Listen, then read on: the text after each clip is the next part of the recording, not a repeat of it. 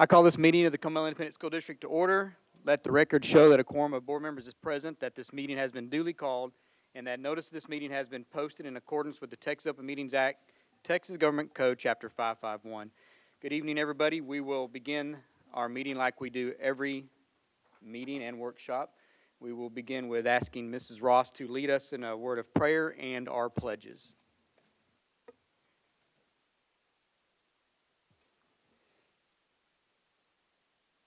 Dear God, you who have promised wisdom to all who would ask it, we pray today for school administrators that you would grant them clarity of mind, unity of spirit, strength of will, a heart of wisdom, and the gift of your truth-bearing spirit, so that they might be enabled to make decisions that lead to the flourishing of our teachers and students. Not only do we pray for the teaching and support staff, we ask on behalf of the board your guidance, courage, and strength. We thank you for the parents that have placed their trust and confidence in our leadership so that our good decisions may reflect on what is right and good. Please cherish our staff, students, and the well-being of the whole community. We also ask special prayers for Kristen Lewick and Susie Seabolt's husband for their health recovery, and the Trailer family who lost their family member who was also a member of the Austin Police Department. In your good name, in this we pray, amen.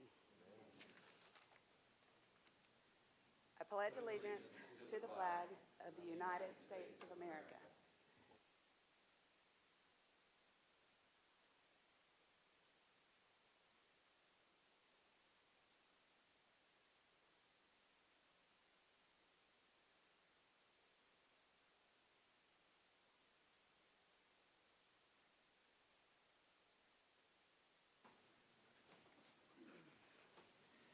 All right, thank you, Mrs. Ross.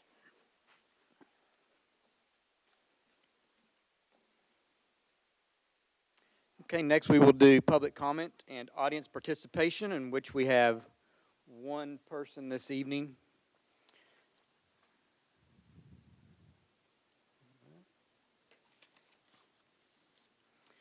And with audience participation, I will let you know that citizens are provided 3 minutes.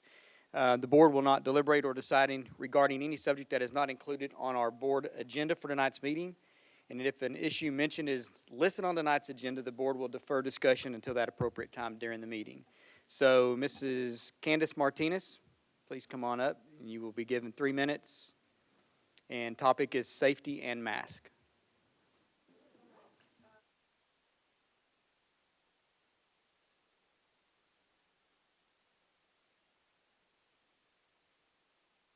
And the safety of my grandchildren who are in school. There seems to be an issue nationwide about color. And I'm Hispanic. I'm light-skinned, which is not necessarily a good thing. And I've been called every name that there is to be called. I fear for my grandchildren who are in school, who are also light-skinned, and being abused by what's going on and what's being said about people who aren't of color. And that's very disturbing to me. I'm even now to the point, because of the idea forum that Rusty Brockman has initiated in New Braunfels, I really, really fear for my safety and light-skinned people's safety. So that being said, I guess my basic question is, how are you going to protect me? How are you going to protect other children and other adults who are light-skinned, who are going to be facing the brutality of this whole color thing? My second issue is with masks. I'd like to know if a decision has been made for our babies to be wearing masks in school. I'm a retired critical care nurse. There is no person on the planet who is healthy who should be wearing a mask. The mold and the bacteria, where we've done swabs on the inside of these masks after these kids wearing them only for 2 hours, is abhorrent. It's absolutely disgusting. And I don't know if a decision has been made. I don't know if the teachers union is running this school district. I don't know. But I would like to know what if any, decisions have been made regarding masks, and what ages. My gosh, these little babies that are having to wear masks. Are you kidding me right now? That's insane. And there's no it's a health issue for them to be wearing them. Bacterial pneumonia, allergies, everything is just, thank you.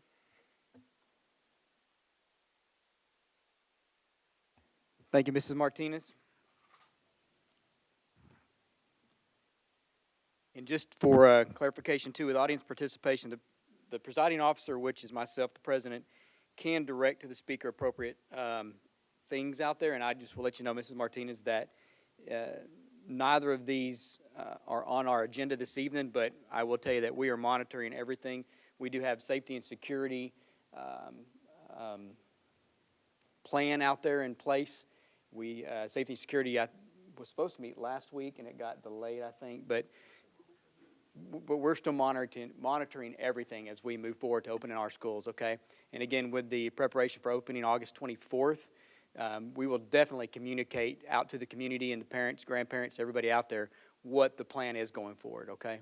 But right now, we are beginning our school year as a normal school year, okay? Thank you, Ms. Martinez. Okay, next is the president's comments. Board tonight, I'm going to just start out real quick by mentioning the last 3 days. Everybody that's in this room, as far as staff is concerned, has been over at Leadership Launch. Mrs. Ross and I were fortunate enough to swing in there yesterday for a little bit, a few hours.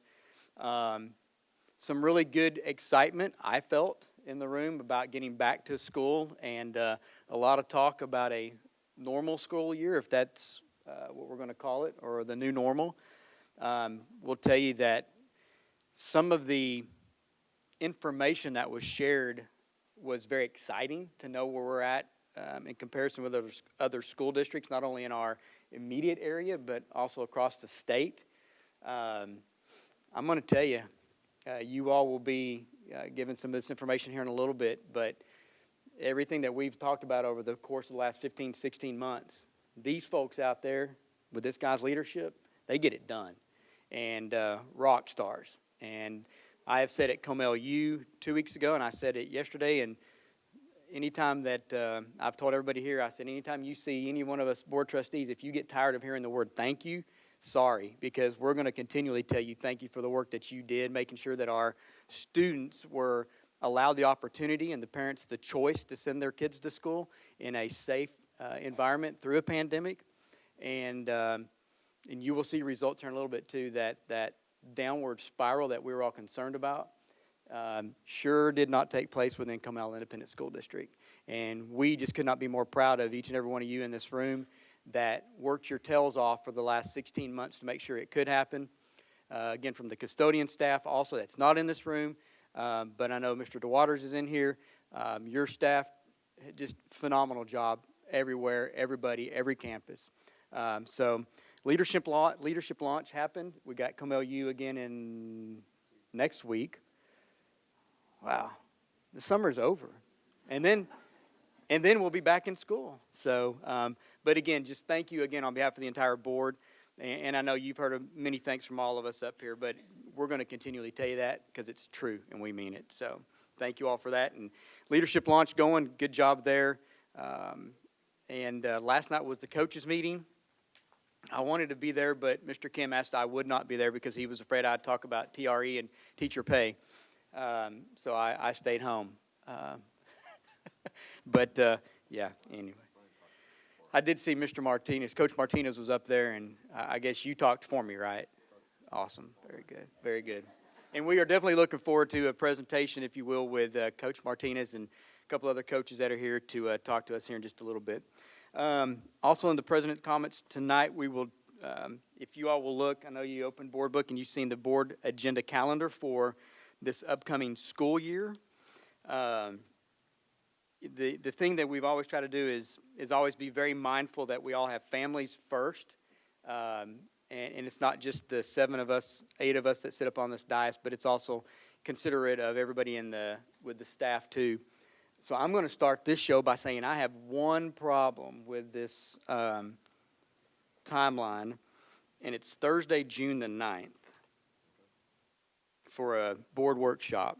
And I'll be at a rehearsal dinner with my daughter preparing to get married the next day. So, yeah. And I do have a GoFundMe. It should come up now, I thought. Darn. But trustees, as you've gone over this and looked at it, if there's a date out there that you just know right now that you are not available, the goal is when we take oath is definitely to be here at every meeting that we can, every workshop, meeting, anything. So if there's something on here like that, please bring it to our attention now so Ms. Ayala, we can work through it and look at a different scheduled date. So, Mr. Kim? No, board members, the staff, certainly we really appreciate, even last year, especially towards the second semester, you made some adjustments to have some meetings during the day. And while that's not necessarily the intent of tradition of what we have done, but they really provided some staff some time with some evening time with the families, and also get to enjoy some time with their band kids, as well as some graduation ceremonies and activities of senior year. I know you made some adjustments for me for my own kids' activities on Thursday nights. We prefer Thursday night board meetings, to be quite honest with you. Monday and Tuesdays typically is a very difficult one for staff, trying to get everything done and ready to go. But certainly anytime we can make some adjustments here and there, we'll do that. And so if you can just let us know how we can make that work for you. And so let us know, because certainly we want to be accommodating. And then as long as we know that up front, we can probably work around that. Because of the fact that we're going to have some great activities coming up, and I can look out in the audience among the staff, just about everybody has a student in our school district. That's a good thing. And I think the board's wish is for them to be with their kids out there, band concerts and theater events, as well as athletic events. So we'll try to make that work and get that going as well too. Very good. So we'll be, Mrs. Ross? March 31st. March If we can look at that one. If I have to miss the meeting, I will, but it's my anniversary, so. Your anniversary? The March 31st. Should we ask your husband if he would like that to be rescheduled? He might rather me be here. That's what I'm thinking too. And we may just rather you just miss. So. I'm just kidding. Mr. President, I did notice Mr. Miller. May 10th, we had, I don't know why this is in my calendar already, but the MEX academic banquet was also scheduled for that evening. And then the 19th, the Canyon Lake High School academic banquet was scheduled. So I don't know if those still Good hold catch true. there. Those- Canyon Lake High Canyon School Lake High School on May 19th. Yeah. And I know May is such a, Yeah. man, and we're going to have another high school added to the mix, and man. Take a look at those. Yeah. Yeah, we definitely, and I know this year too, there was a few things that we were doubled up on, just no way around it. We couldn't be at senior awards and in 2 spots and stuff too, but no, it's a good catch, so, okay. And the one thing I was going to say too is, if leading into it right now, and those catches like that, Mr. Miller, I appreciate there, but it's better and easier to make changes now or months in advance than it is if we know we're not going to have a quorum. So within that month or something. So, okay. All right, very good. Continue that discussion. Also, board assignments. So, what we have is the audit committee will be Mr. Hennessy, Mrs. Biasotti, and myself. The PTA liaison will be Mrs. Ross for one more year. That's it. That's all you get. And then Education Foundation will be Mr. Hennessy again. They did such a great job last year that he requested to stay there. They did. Now, I don't think any of them told me that they wanted him to stay on, but no. Oh, never. They just met you at the mixer. The TASB delegates will be Mrs. Ross and Mr. Bartlett.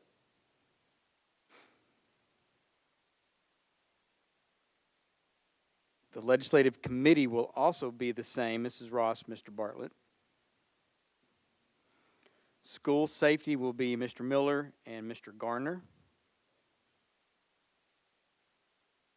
And then Comal Forward will be Mr. Garner and Mr. Miller officially, and then I'm not a Mr. myself, I will be in and out of there, so.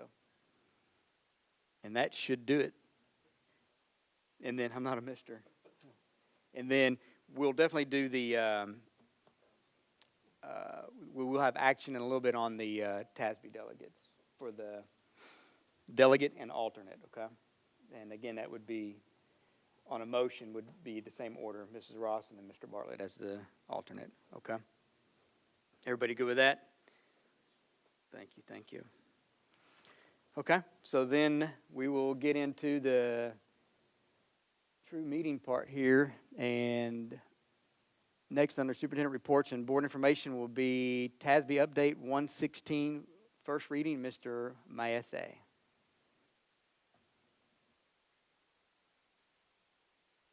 Good evening, Mr. President, board members, Mr. Kim. Tonight you have before you the TASB Update 116 as a first reading. This Update 116 includes recommended local policy changes to 4 of your policies concerning dismissal appeal procedures for employees, cybersecurity training, student medical treatment, and community conduct on school premises. There are no district-initiated changes to Update 116. You have an executive summary and you have the explanatory notes along with the policies that have the highlights on there for the changes. But just as a quick overview, the policy that governs technology resources and cybersecurity, now there's a state law that requires the board to select a cybersecurity training program, and the revision delegates the authority to the superintendent. Regarding the policies on at-will employment and the different types of contracts, you will see now that the TASB recommendation is intended to clarify that any at-will employee who is dismissed or any non-Chapter 21 employee whose contract is not reissued would follow the grievance policy as outlined in your board policy, DGBA, that governs employee grievances. There's substantial revisions to FFAC, but basically to align with the Texas Department of State Health Services guidance. And there are provisions there covering medical treatment that have been updated and who may provide medical treatment.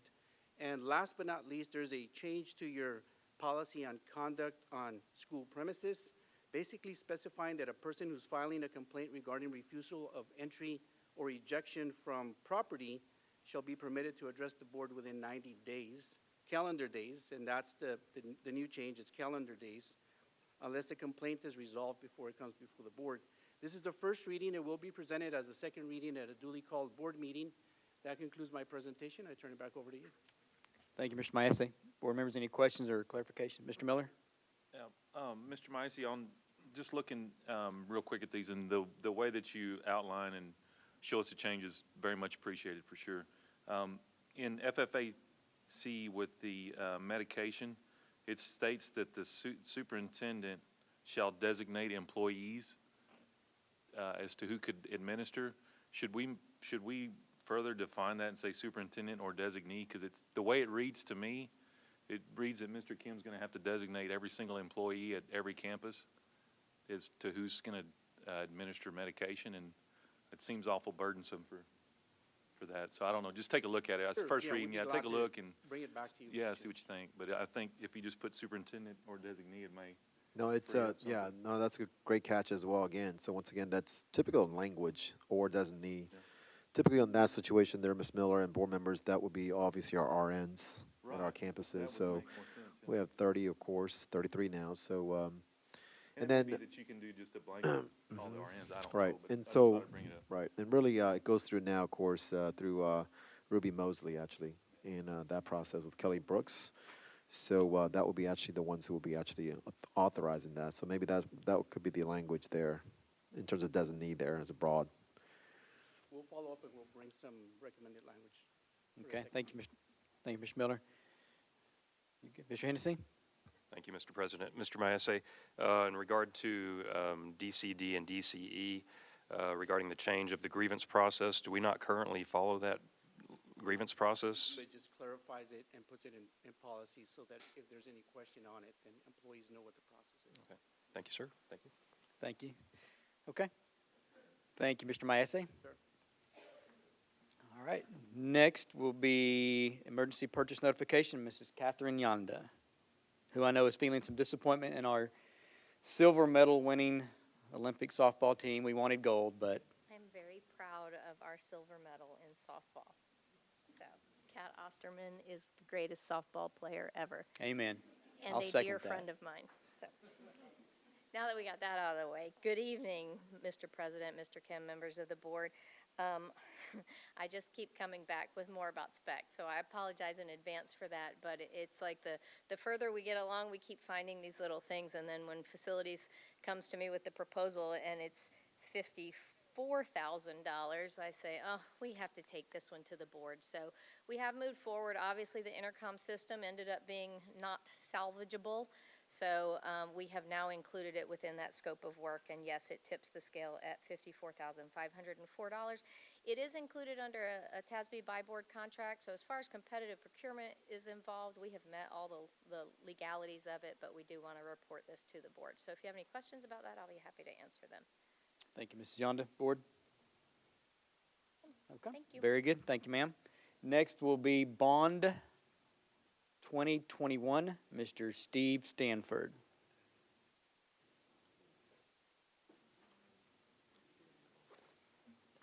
Good evening, Mr. President, board members, Superintendent Kim. Coming to you this evening just to further our discussion about the bond. As you know, this is our next to last meeting before the 16th, when the board will be required to call an election in order to meet our statutory deadline. So if you recall from our last meeting, we presented about 4 options, and you guys had a really good discussion about it, and the consensus from the board was the option 3, and that was basically setting aside the event center for a future election at some time in the future. The other major point of the discussion that evening was regarding the Spring Branch Hill Country situation. Where do we go with a new Hill Country High School, or do we build a new Spring Branch Middle School out in the Honey Creek area and turn the existing school into a Hill Country High School? So with that, we have made some revisions to Scenario 3 and have 3 versions of it. I'm going to ask Daniel if he'll pass out the first one, Scenario 3A. I am going to have it up on the screen, but it will be easier to see with this, this printout. So Scenario 3A is essentially Scenario 3 from last time. Now you'll look at, there are some changes here, and I want to point those out.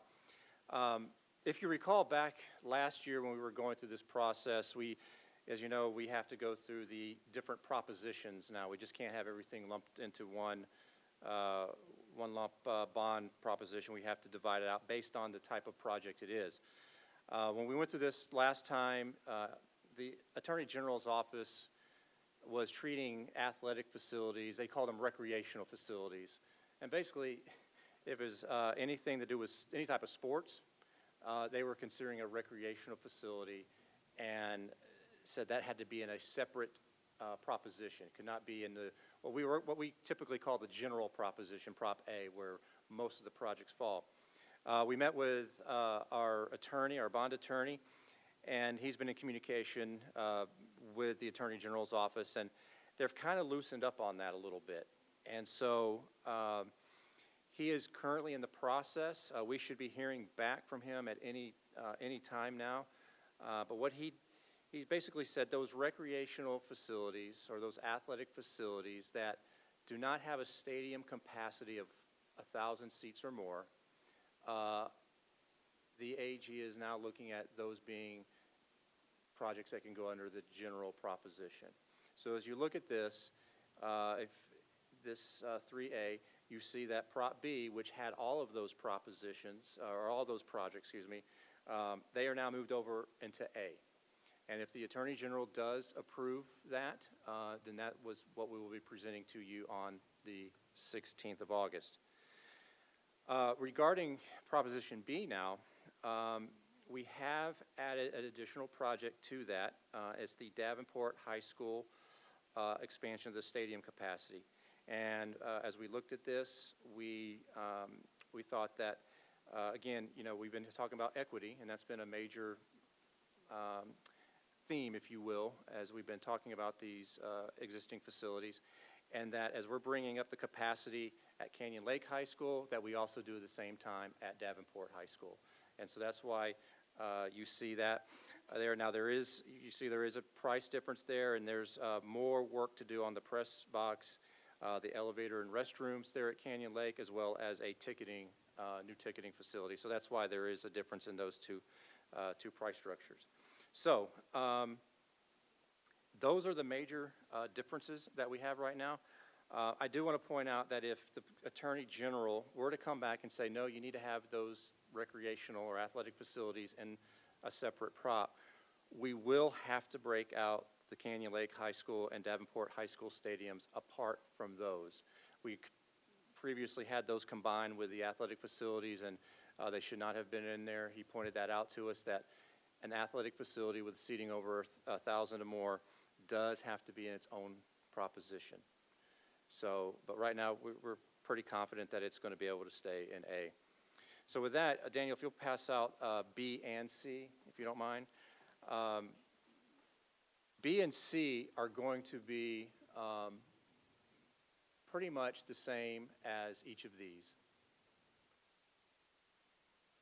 The key difference, and I'll let Daniel get those passed out.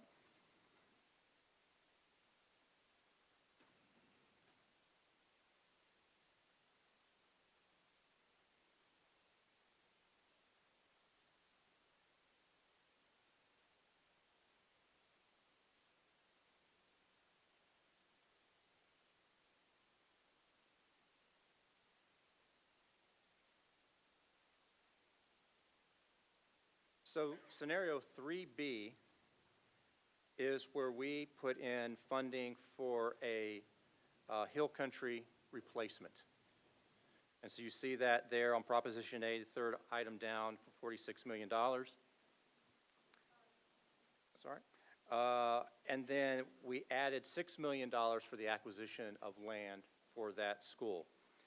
So that is the difference between 3A and 3B. 3C is where we have instead, if you look at that third item down, a replacement for Spring Branch Middle School. We did reduce the land back down to $50 million because if we're not doing the hill country, then we don't need a site for that. There is funding already in campus infrastructure, I believe, for some renovations to that facility, this existing Spring Branch facility, if we were to go down this path. So you can see those, again, they're all the same. Really, the 3B and 3C are just which way you want to go with that Spring Branch Hill Country facility. Our recommendation, board, is that we go with scenario 3B, and that be replacing a Hill Country High School replacement, acquiring a piece of land for that and going forward with that scenario. That would put us at about $527 million bond, and which would be as well within the zero tax rate increase that we have. So with that, Board, I will be more than happy to answer any questions you may have. Thank you, Mr. Stanford. You did say that it was a zero tax implication on the bond Yes, sir. 3B. Okay. Board members? Mr. Garner? Thank you, Mr. President. I appreciate the way it's broken out here. I just want to ask a question about the Davenport High, the stadium capacity expansion.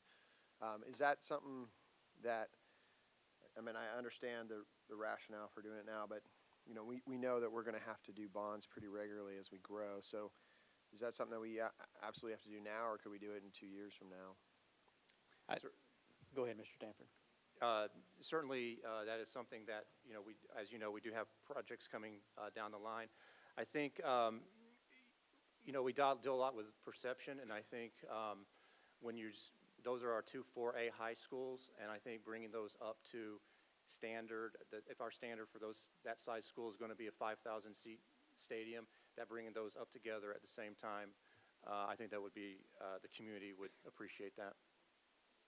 Okay. And then what is our, what are we currently forecasting as our current bond capacity by November timeframe? I would have to turn to our CFO on what the latest number is on that. I think it was 550.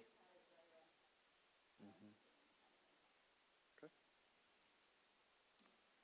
I appreciate it. Yeah, I think I like the 3B recommendation myself. Okay. Thank you. And just also, I want to, Mr. Garner, that Davenport High School stadium capacity expansion and press box, that was also something that in the 2017 bond was part of the presentation about going to those voters and taxpayers to say, we're going to come back with this, we're going to grow into, so that's just really part of the second phase of doing what, you know, the board at that time had, I'm not going to use the word promise, but definitely said it would be another phase, so, Okay. Anybody else? Dr. Bartlett.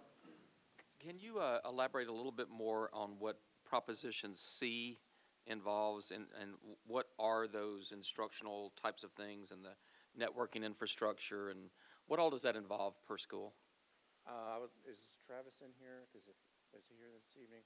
Oh, there he is. On a general sense, it's classroom computers for both teachers and students. It's also infrastructure on the back end that keeps our network running. Those are the major components of it. Now, I know Mr. Brown can go into more detail. Just a little more detail would be good. If you would like. Excuse me? A little more detail would be good,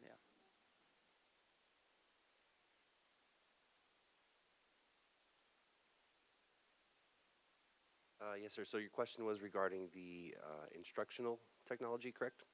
So that would be displays, digital displays replacements, the cameras that the teachers use for the overhead projection systems, as well as telephones in the classroom, and PCs for the teachers, and carts and Chromebooks for the students. So it's about $1 million a school, something like that? If you were to break it down like that, but it definitely doesn't disperse evenly. Yeah, and the none of that exists now. This is all new. We're going to a new type of instructional use and technology? No, sir, that's incorrect. This is all replacement and expansion of our existing solutions. Okay. Okay, so it's replacement and expansion then? Yeah, life cycle replacement for aged out equipment. Our students' devices, in some cases, are approaching 10 years, and our teachers' devices are approaching 8 years. So it's replacement of those devices and getting them into a more current refreshed cycle, as well as updating the infrastructure, as Mr. Stanford mentioned, to modernize the Wi-Fi and the network connectivity that supports the Wi-Fi connection. Right. All right, thank you. Yes, sir. Board members, I can just add to that, Mr. President.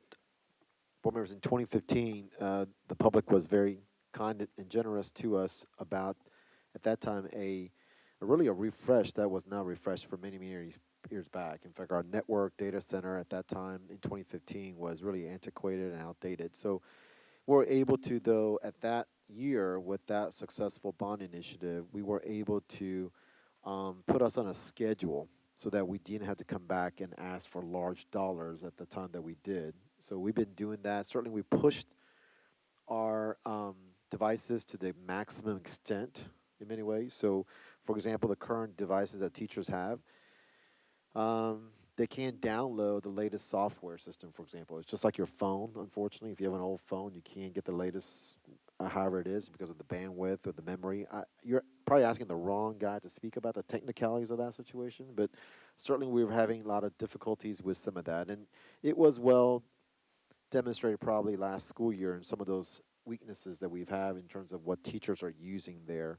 Certainly, we're going to be using these dollars to once again have a prolonged maintenance sort of cycle. So it won't be all at once refresh, but rather a cycle, so that we will bring back in the future years again something of that nature. And the good thing is also the school district in 2015, as proposed here, will be that we will certainly go out for this portion of the dollar in a 5-year bond cycle note, rather than trying to go for a 25-year, typically what we do for brand new campuses, in terms of how we pay for that, to make sure that we stay within that, usage of that time period. Okay, thank you, Mr. Kim. Mr. President. Mr. Miller. Couple quick questions, Mr. Stanford. In regards to Davenport, on the stadium component, I thought that with the 2 field houses that we had in place there, that we wouldn't have to expand restrooms once we expanded the bleachers. So maybe something to look into that may not need to be part of it. Those restrooms are in the press box. Okay, so that's not for the stadium, yeah. No, I got you. those are Okay, cool. press box. Because we built that with enough to expand from what I remember. Okay, cool. And then, board, just a discussion for us. We had a pretty healthy conversation last time regarding Hill Country versus Spring Branch. And, with scenario 3B being the recommendation, and that was kind of the way I was leaning last time. As far as just the dollar amount, obviously, it looks better. The other scenario to talk about too is the future land and future growth that we see out there, having that other middle school, Honey Creek area.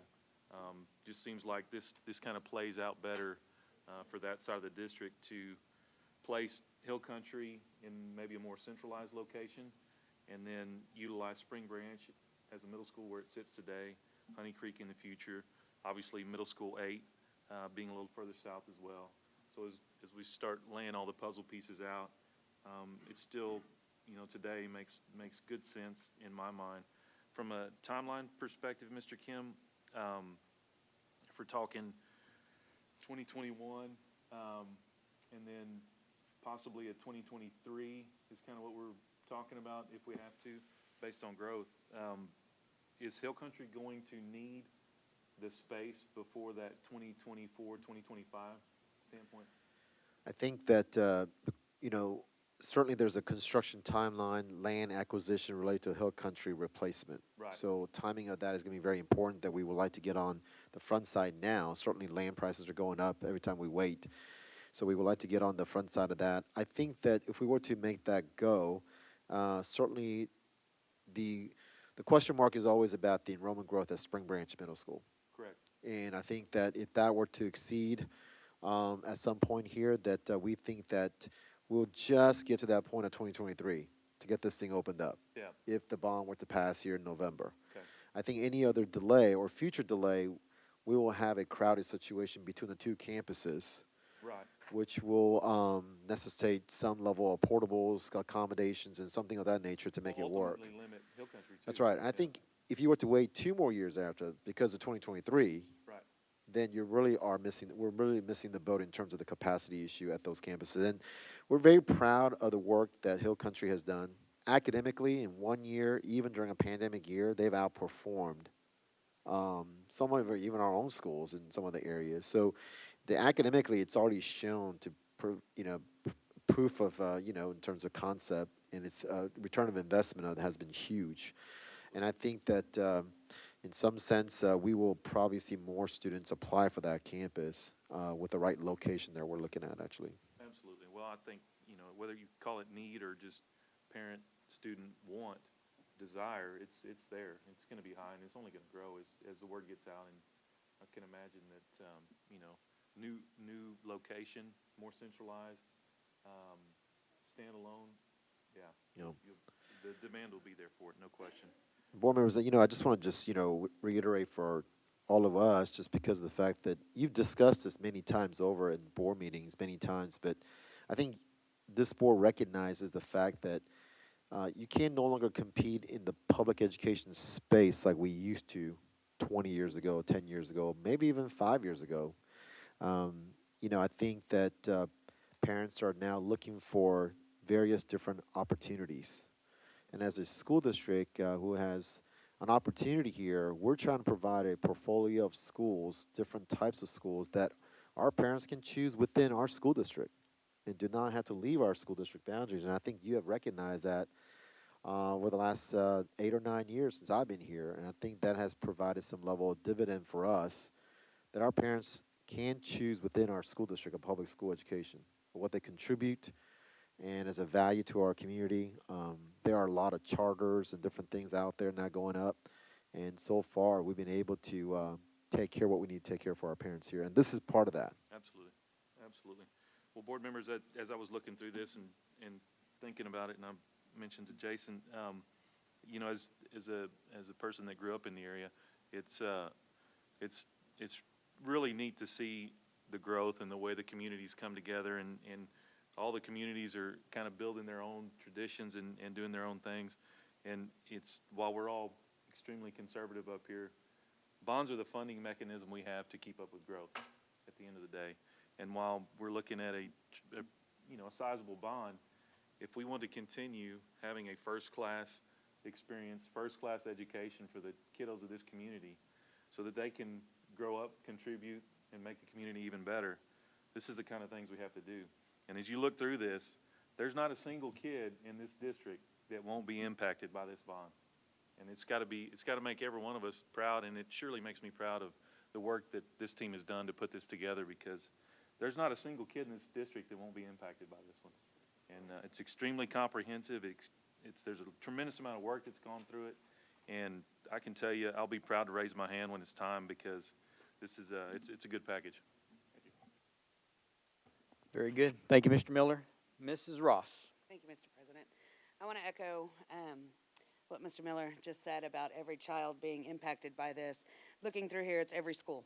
Every school, every high school is being touched by this. And I think we're prioritizing correctly on here. I'm all about scenario 3B because agreed on our school of choices. We have to not only address Memorial, which we did in here. We addressed MEX on that growth, because I have watched that school grow or try to grow and not be able to, and having Spanish class in the Commons and all of those things. I don't want to see that for Hill Country as well. So we need to do right by our choice for our parents and for those kiddos. And I think this Proposition B, or not Prop B, but 3B scenario actually hits on all of that. So I, again, would be proud to raise my hand for this one as well. Very good. Thank you, Mrs. Ross. Mr. Hennessy. Thank you, Mr. President. I'd like to go back to something that Mr. Garner said a few minutes ago in regards to Proposition B, and ask maybe somebody that represents these two areas, is it a necessity to include these right now, being the update of Canyon Lake High School and Davenport High School simultaneously? Do you feel that that's... For just being the Canyon Lake area, absolutely. It's really become, with that stadium capacity and the way it is, and the ingress and egress, and I think you were out there for one game where we had some inclement weather too. Right. It's really become a safety factor. It's a safety issue. So, and I think back in the days that the guy who used to be working here, I can't remember his name, he moved to Colorado, I think. Who? What's his name? I don't even remember, but it was really the thought of, well, is it for the safety factor, just go ahead and just do the stadium seating itself, period, and don't touch anything around it? And working with architects and such, at that time, it became a factor of, well, this is what really needs to be done to a campus that's 14 or 15 years old and growing. So for the dollar amount, correct me if I'm wrong, Mr. Kim, it really showed to be more prudent and to do it all together, truthfully. And it's past time, Mr. Hennessy. Well, I would agree that Canyon Lake is in rough shape in some areas for sure. I just wanted to be sure that this is something that we've discussed as a board. I know that I missed part of a meeting and I was not there to discuss this in particular, so I want to be sure that we've hashed that out and we're all comfortable with the moving ahead with both of these stadiums at the same time. As all of you know, I do consider myself quite conservative when it comes to spending money. I do see some great advantages to scenario 3B. I love the idea of setting up HCCPS, HS as our hiccups. Thank you. Sorry. As it were, to have it its own standalone, because that is going to be one of the shining stars of our district. And so I would agree with that. One thing that I think might potentially be left off of this list, however, is I don't see what we're doing to remediate Spring Branch Middle School once the high school pulls out of there. Are we forgetting to have Spring Branch Middle School on this list that's before us under Proposition A for campus reinvestment? I don't see anything there. Mr. Hennessy, there are dollars associated with making some improvements that have been in there the whole time under campus infrastructure, so they're not broken out under campus reinvestment. They're more infrastructure type projects. Okay, touche. That brings me to another thing I'd like to bring up to the board is that just not even 5 weeks ago, we had a draft that showed our different scenarios, and we were looking at a campus reinvestment budget of about $88 million. We're now up to $135 million. That's almost $50 million, give or take. Quite a large jump right there. I understand that our propositions have changed, that we're not putting the event center on there. But again, I'm always in favor of maintaining dry powder. I question whether or not $135 million is really necessary, and if it all has to be done now on this particular bond. So I'll leave it at that and see if we have a discussion. And I do think, and we can definitely go back and forth on the dais about that too, and it may have been that meeting that you did miss where we did talk about the reinvestment. It's really, what we don't want, and we did have healthy discussion on it, Mr. Hennessy, was we don't want everybody moving here and saying, well, we're going to go to Piper High School because we don't want to go to a 15-year-old Canyon High School, or not a 15-year-old Canyon Lake, or a 30-year-old Canyon High School. So the campus reinvestment really was discussed in detail, and we really challenged the staff to go back and look at what else was needed there. So if I could stop you right there and ask you a question. So I understand that our scenarios that were presented to us in late June, Proposition B included athletic facilities, which are now possibly moved over to under Proposition A. Is that a fair statement that all of those Bs are now? And that's where I was going to go in a minute. Some of the numbers that were on Prop B, like Mr. Stanford started, don't have to be a standalone proposition. That's why they went over to Proposition A. That also increased that price. I don't know the number, but definitely. Mr. Mendez just pointed out to me that the reason you see that huge jump is because we took, if you go back to probably the one you're looking at, Prop B was $72 million. I don't know if we're looking at the exact same one, but so we've taken and shifted projects out of Prop B and put them in Prop A, and so that's why you see that huge jump on campus reinvestment. That's where those projects from Prop B went. Okay. And do those numbers add up to equal the $47,915,000? Is that the difference? Probably not, board members. I think we also during the last school year we also challenged ourselves by upgrading the playground, for example, for all elementary campuses. Originally, in May of 2020 election, which was canceled, we had about a $10 million built into the elementary playgrounds across all 18 elementary campuses. But we upsized that to $20 million for that one.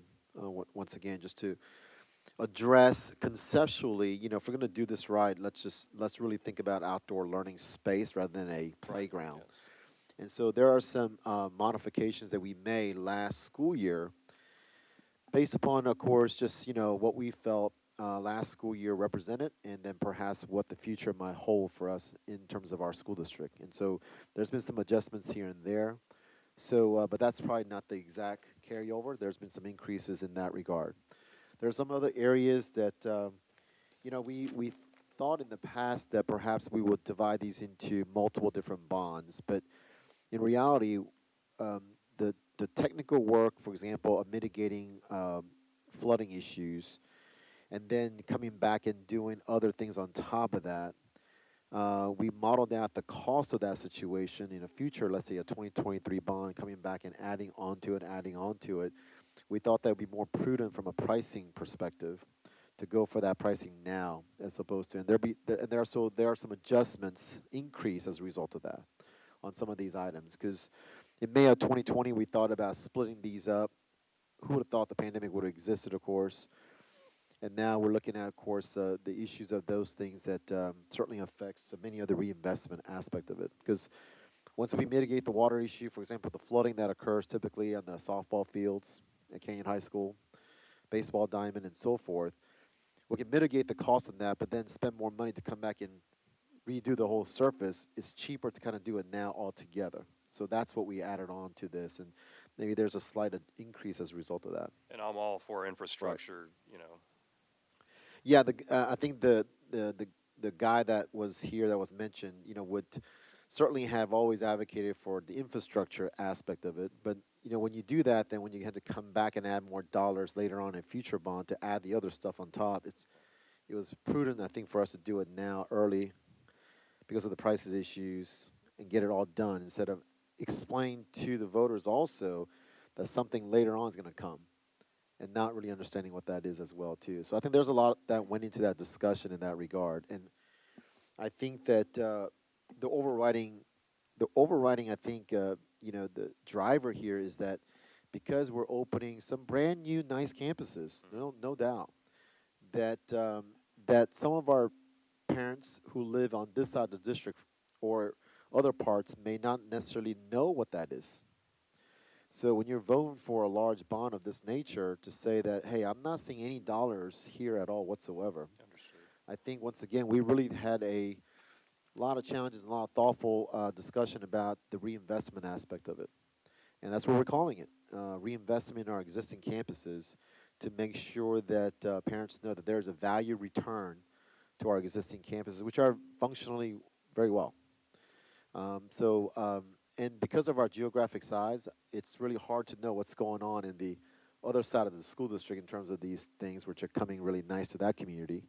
But how does that positively affect me over here? So once again, the reinvestment is something that we feel, I think, certainly I feel very proud about, and I think there's a lot of excitement around the reinvestment at this time. I would agree, Mr. Kim. I'm all about the reinvestment, and there certainly are schools that are older than others that definitely need some attention, and they are on this list. So I'm excited for what's going to happen here at Canyon High School if this bond passes. That being said, I would like to question the ability for us to spend that $135 million within that given time frame, because we are going to be building schools at the same time. I don't know if we're dealing with the same contractors or if these are some smaller sub-type contractors that we're looking at, but are we going to look at any, or have we talked about any issues with timing? Certainly, that's a great question. Certainly, our number one priority, would to get the new schools on the ground on time, and certainly our staff has done a great job in making that occur. Luckily, I think there is a lot of I don't want to say the minor or the smaller, but there are the contractors that are all, obviously having their presence around this area, San Antonio, Central Texas area. So we feel very confident about certainly, having a disperse of various opportunities for many firms out there that are going to be working with us. Okay. We currently, as you know, we try to diversify our groups that we work with. So we're not a school district that's committed to any one firm. Certainly, we look at multiple different firms, and so I think that's what we do here. And so it's been something that has worked to certainly our benefit and our taxpayers' benefit. Thank you, Mr. Kim. Thank you, Mr. President. That's all I've got for now. Okay. Thank you, Mr. Hennessy.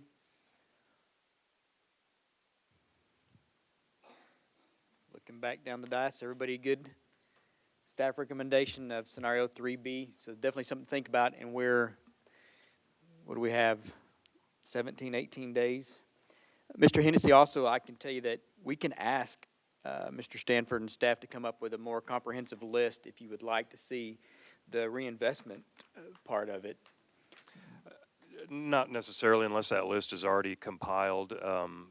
We've gone through, I've had several discussions with our previous employee regarding some of these things that we're talking about. Okay, so, very yeah. good.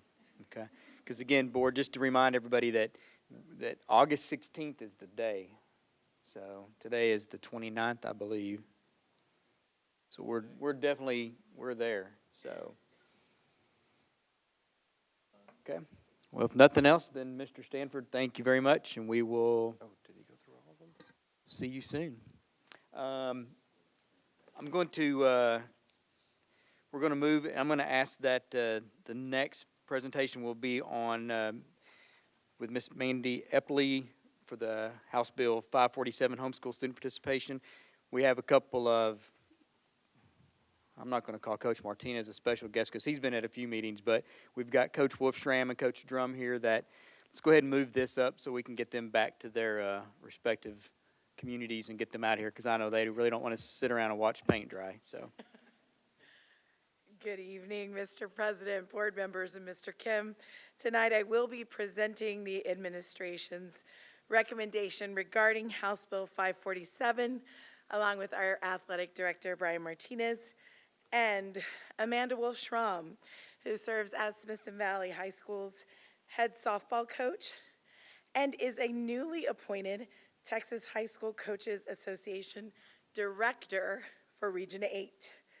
She's also the first woman to hold a director position in this organization.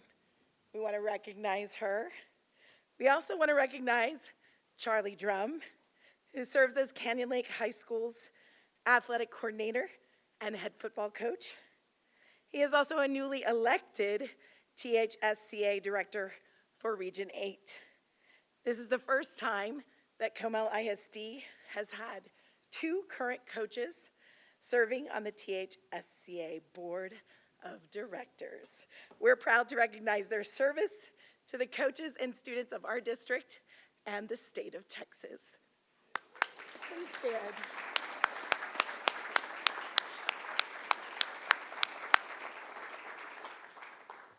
I didn't tell them we were going to do that, so that's why their faces look like that.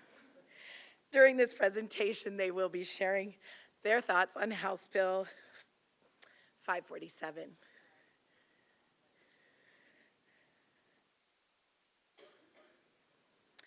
So House Bill 547 was passed in the 87th legislature, allowing homeschool students to participate in UIL activities.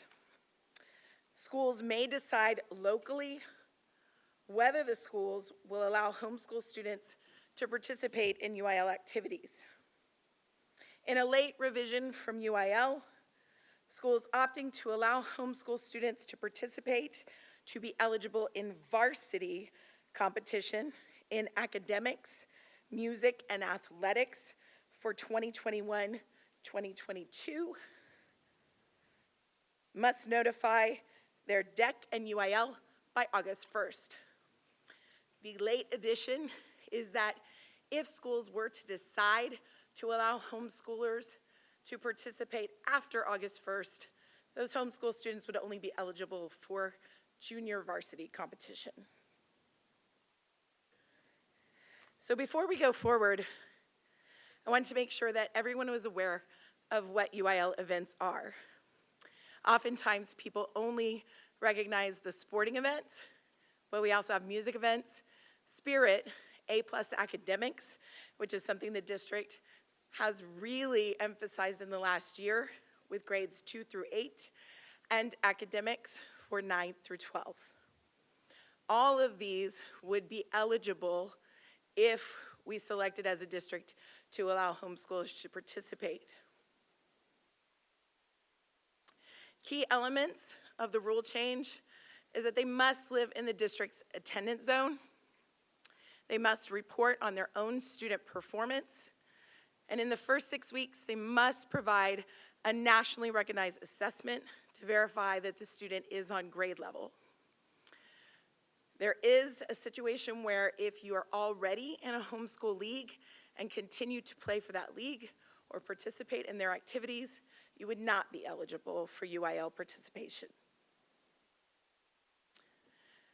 One of the issues that has come up is that during the fast turnaround of legislation, UIL was unable to meet to discuss specifically what the consequences of that would be. So they will not be releasing the full information and impact of this decision for districts until their October meeting. We have been notified that this will affect next year your overall enrollment. They have not defined what that impact will be if you participate. There are discussions of multipliers from 1.25 to 2.0. What that means is when we take our snapshot of enrollment for a campus in October, if you accepted homeschool students to participate, you would be subjected to that multiplier. In our calculations, that would likely bring most of our schools up at least one division, if not a whole A level, for allowing a participant from homeschool.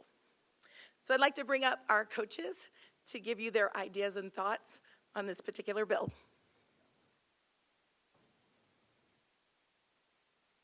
Good evening, board. Mr. Kim, I hope I did that right.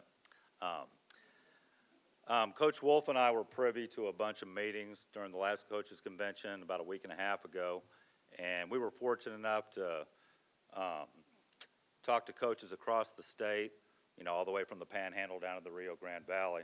And the first thing, you know, until I touch on the homeschool, I'd like just talking to all those coaches about the past year. That was kind of the talk of the room. I'd like to thank, you know, I've said this at our Booster Club meeting, our end of the year banquet. You know, last year was a rough year, but talking to coaches across the state, I'd like to thank Mr. Kim, our administration, and our school board for making it happen. You know, talking to coaches across the state, they either didn't do enough or they did too much. And it basically ruined a bunch of seasons for a bunch of kids. You know, and I know hindsight's 20/20, but looking back, y'all made some tough decisions, but I thought it was the perfect balance between protecting our students, our staff, and letting us continue our season. So I thank you. And our staff and the rest of the schools agree. Talking about the homeschool, we were, again, privy to some meetings with the UIL Legislative Council, and like Ms. Epley said, you know, that multiplier, you know, it could be 1.25 to 2.0. It would bring Canyon Lake up to 5A definitely, Canyon up to, back up to 6A, Davenport probably to 5A, you know, even if it's 1.5. And that's just one homeschool student. That one homeschool student going to Piper would bring the rest of our campuses up. And in my opinion, you know, we emphasize the term student athlete. You know, school boards that allow this, and again, this is my opinion. I'm just a football coach. But if they're good enough for the locker room, they should be good enough for the classroom. You know, I have a brother that coaches in Alabama, and I understand schools in the Southeast, you know, struggle public education. Comal ISD is a great school district. I just don't understand why somebody would want to go play football, basketball, one-act play, band, and wouldn't want to be taught by a great algebra teacher, a great biology teacher. It just boggles my mind. But, and the last thing I'll leave you with, and being a former Marine and a football coach for 24 years, you know, part of the experience, you know, we talk about camaraderie a lot, you know, and not all of that's on the athletic field or, you know, out there marching, one-act play. You know, part of it's struggling with that algebra class, that algebra 2 class, eating lunch together every day, AP classes, and of course exams and finals. You know, that's just part of the struggle and the camaraderie, you know, for the brotherhood and sisterhood for those kids. So I'll just leave you with that. If y'all have any questions, feel free to ask. Thank you, Coach Drum. Coach Wolf, you don't want to add to any of that or take away? Or? Go ahead. And then we'll turn the board loose on y'all. I do want to thank you. I do want to thank you guys again for how you handled last year. I know that last year was hard. It was hard. It was hard for everyone. And, you know, you guys made some tough decisions, but you allowed us to stay, you know, with our kids. And I'm big on relationships, and I'm big on, you know, being able to support our kids, all of our kids that go through our buildings. And I'm a teacher, but I'm also a mom. And my kids got to go to school last year also, and so I want to thank you for that opportunity to have that choice. But a lot of, you know, what I'd like to say tonight is to piggyback off of, you know, what Coach Drum said. You know, we get to support our kids not only on the their athletic courts or fields, but we also get to support them within the classroom. So when I heard, you know, that this, you know, was going to be a possibility, there's a lot of questions that I had. How is this going to, you know, how are we going to be able to support these kids, you know, within the classroom? Because that's big. Your classroom performance is always first and foremost. So those were questions that I had.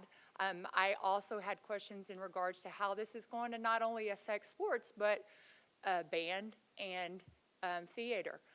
A lot of our UIL, you know, participating classes take place in the middle of the day. And that was a struggle last year for a lot of our kids to get rides up there to be present in those classes where they have to be there. That was a struggle last year, and not just athletics, but also in theater and in band. So I wanted to speak on behalf of, I guess, all UIL, you know, that those are things to consider right now. But thank you guys so much for everything that you do for all of our kids here at Comal. This is the best place to be, and I thank you so much. Well, thank you. Thank you both. Board members, anybody want to? Okay. Mr. Garner.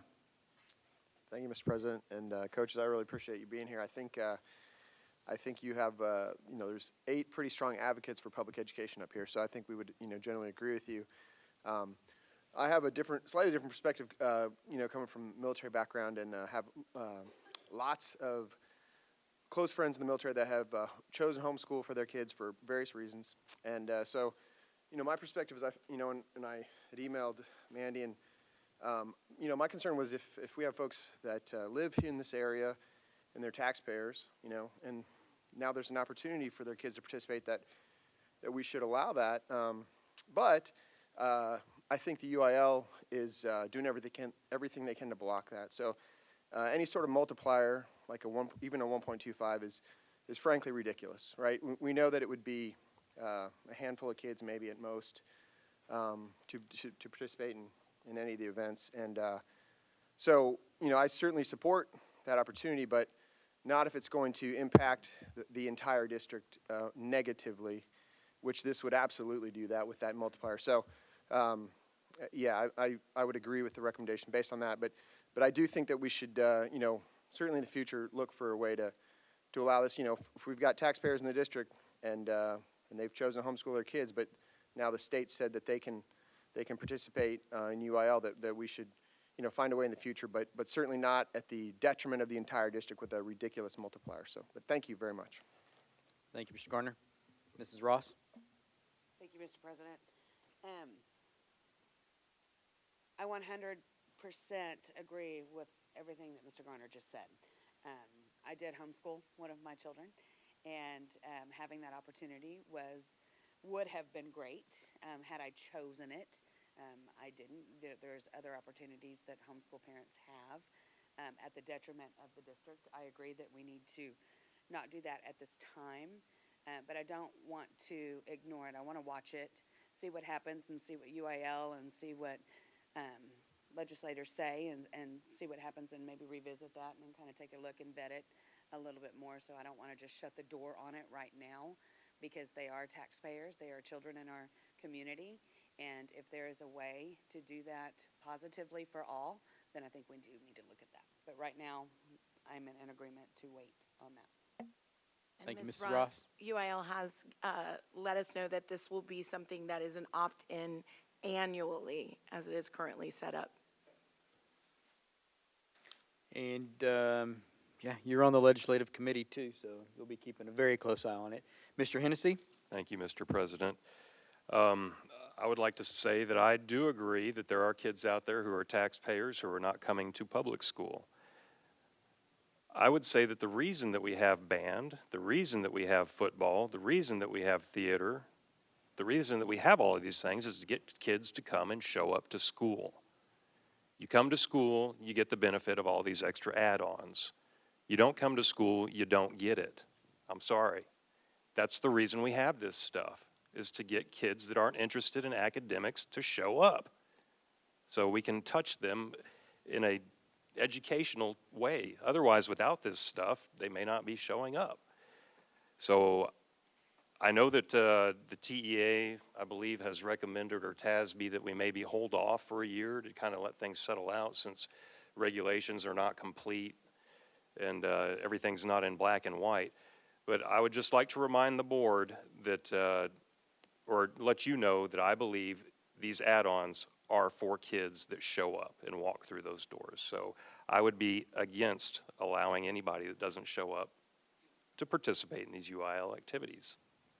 Thank you, Mr. President. Thank you, Mr. Hennessy. And you are correct. The TASB recommendation is to wait 1 year, and mainly too, I think it's because of the October time frame. Because you make a decision now, it could drastically change come October. So That is correct. They also suggested, although they would help us with their legal team to create regulations, that we see what other school districts might produce. At this time, there are no local districts who have agreed to opt in other than Sulphur Springs. okay, thank you. Yeah, and I would agree with you, Mr. Hennessy, about the extracurriculars. It's I've heard Mr. Kim say it before too. It's one of the best dropout preventions we have in public education to keep these kiddos here. Is all the other stuff that is out there. So yeah. While we do have the coaches here, if both of you wouldn't mind coming back up to the podium just for a couple more seconds, I'm going to call you out on something here. When we talk about campus reinvestment on the bond 21, you both are coming from some dated schools, if you will. I know, Coach Wolf, you're at Smithson Valley, with a little bit older than Canyon Lake, but give us your 2 cents worth, if you will, on the campus reinvestment and really what it means to you all, your programs, and the impact on classrooms as well, if you don't mind. First of all, thank you. Sorry. Canyon Lake High School, until the last couple of years we built new schools, was seen to be the new school, but in reality this will be our 15th year. And although we have great facilities for a 4A school, there are some that are aged, including the stands, the press box, and one of the biggest things that I stressed when they asked my opinion was the weight room, or building a weight room at Mountain Valley Middle School. It was definitely, it's definitely needed. It's about the size of a classroom and a half, but our kids will definitely, you know, it'll be a great addition for our athletic program at Mountain Valley. And we're just excited about it, and I think our kids, you know, we've mentioned it to our kids, you know, our boost, Mr. Kim and Mr. York were our booster club. You know, it's kind of trickled down to our kids. Our kids are really excited. And again, the press box is 15 years old, and although I'm not one to ask for a lot of stuff, but we definitely need a new press box. It's about time. So we look forward to it. Okay, thank you. From looking at what we had for Smithson Valley. I mean, most definitely, that is going to, you talk about how many kids that's going to affect. That's going to affect a ton of kids in multiple different things, from athletics to dance to ROTC, which are huge programs at Smithson Valley. I think that that's, you know, wonderful for our kids. I'm also very excited as far as teaching goes, the technology aspect of things, because we saw how much, you know, Castify. I mean, that's a great, you know, opportunity for us to create videos and those kinds of things. I mean, there's so many things out there with technology today that we can do to enhance our ability to have our kids reach a whole other level. I mean, they showed us the facts last night of our kids and their performance within the classroom right now, and it's awesome. I'm so excited that our kids get this opportunity to have a great education here in Comal, and with the use of upgrading our teachers, I mean, it's going to put us at another level. And Mr. Kim talked about last night about competing with, you know, the Allens of the state of Texas and those, you know, big schools across the state of Texas. And I'm just so excited for what this could do for our campus. Very good. And one last thing, and, you know, talking to the coaches around the state, our facilities are top-notch in this district. They are top-notch, and hopefully they'll stay that way.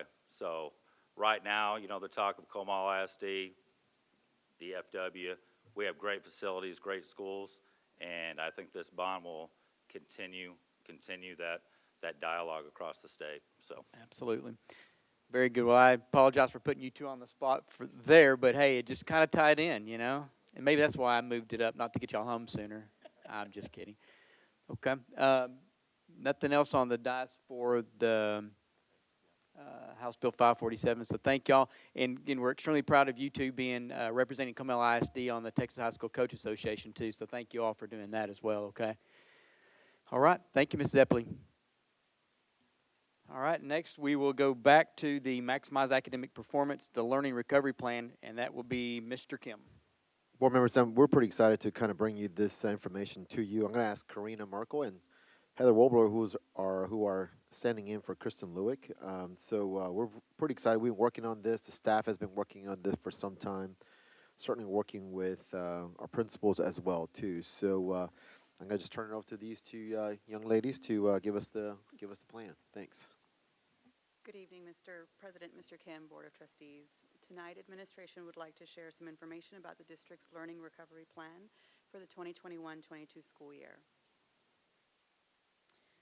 We know that beginning in March of 2020, learning disruptions due to COVID-19 began to impact student learning. Staying true to our mission throughout the 2020-21 school year, we continued our process of monitoring student progress and making instructional adjustments to continue to grow our students and to minimize learning gaps. While many students experienced success during the school year, which we're proud of, data from district assessments, screeners, and state assessments indicated an increased number of students would benefit from accelerated instruction. So the question becomes, how do we address learning gaps, but at the same time ensure students continue progressing through grade level coursework so they don't fall further behind? So this was our driving question. With that in mind, as a team, we began the development process for a district-wide plan. As you can see here on the timeline, we created a learning recovery task force and immediately began adjusting curriculum guidance so it would be ready for July Comal U and leadership launch. And that's just the beginning.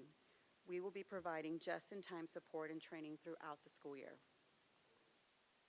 We've developed a learning recovery plan using just-in-time acceleration model to address the student and teacher supports needed to close learning gaps. In this model, acceleration is not about remediation or intervention. Rather, it's about focusing on high-quality Tier 1 instruction that moves students forward. This way, we can strategically prepare students for success by providing targeted support for critical prerequisite skills before and during each unit of study. This plan includes these systems of support: teacher guidance in all curriculum documents and training, just-in-time support for campus instructional leadership teams, targeted team teaching in middle schools using the secondary academic support model, progress monitoring to inform instructional adjustments, student social emotional support services because our remote students will be transitioning and acclimating back to campuses, and targeted data analysis for support in transition year grade levels, because we may have students who have gone from 4th grade on campus to 5th grade at home and may now be transitioning into middle schools coming back on campus.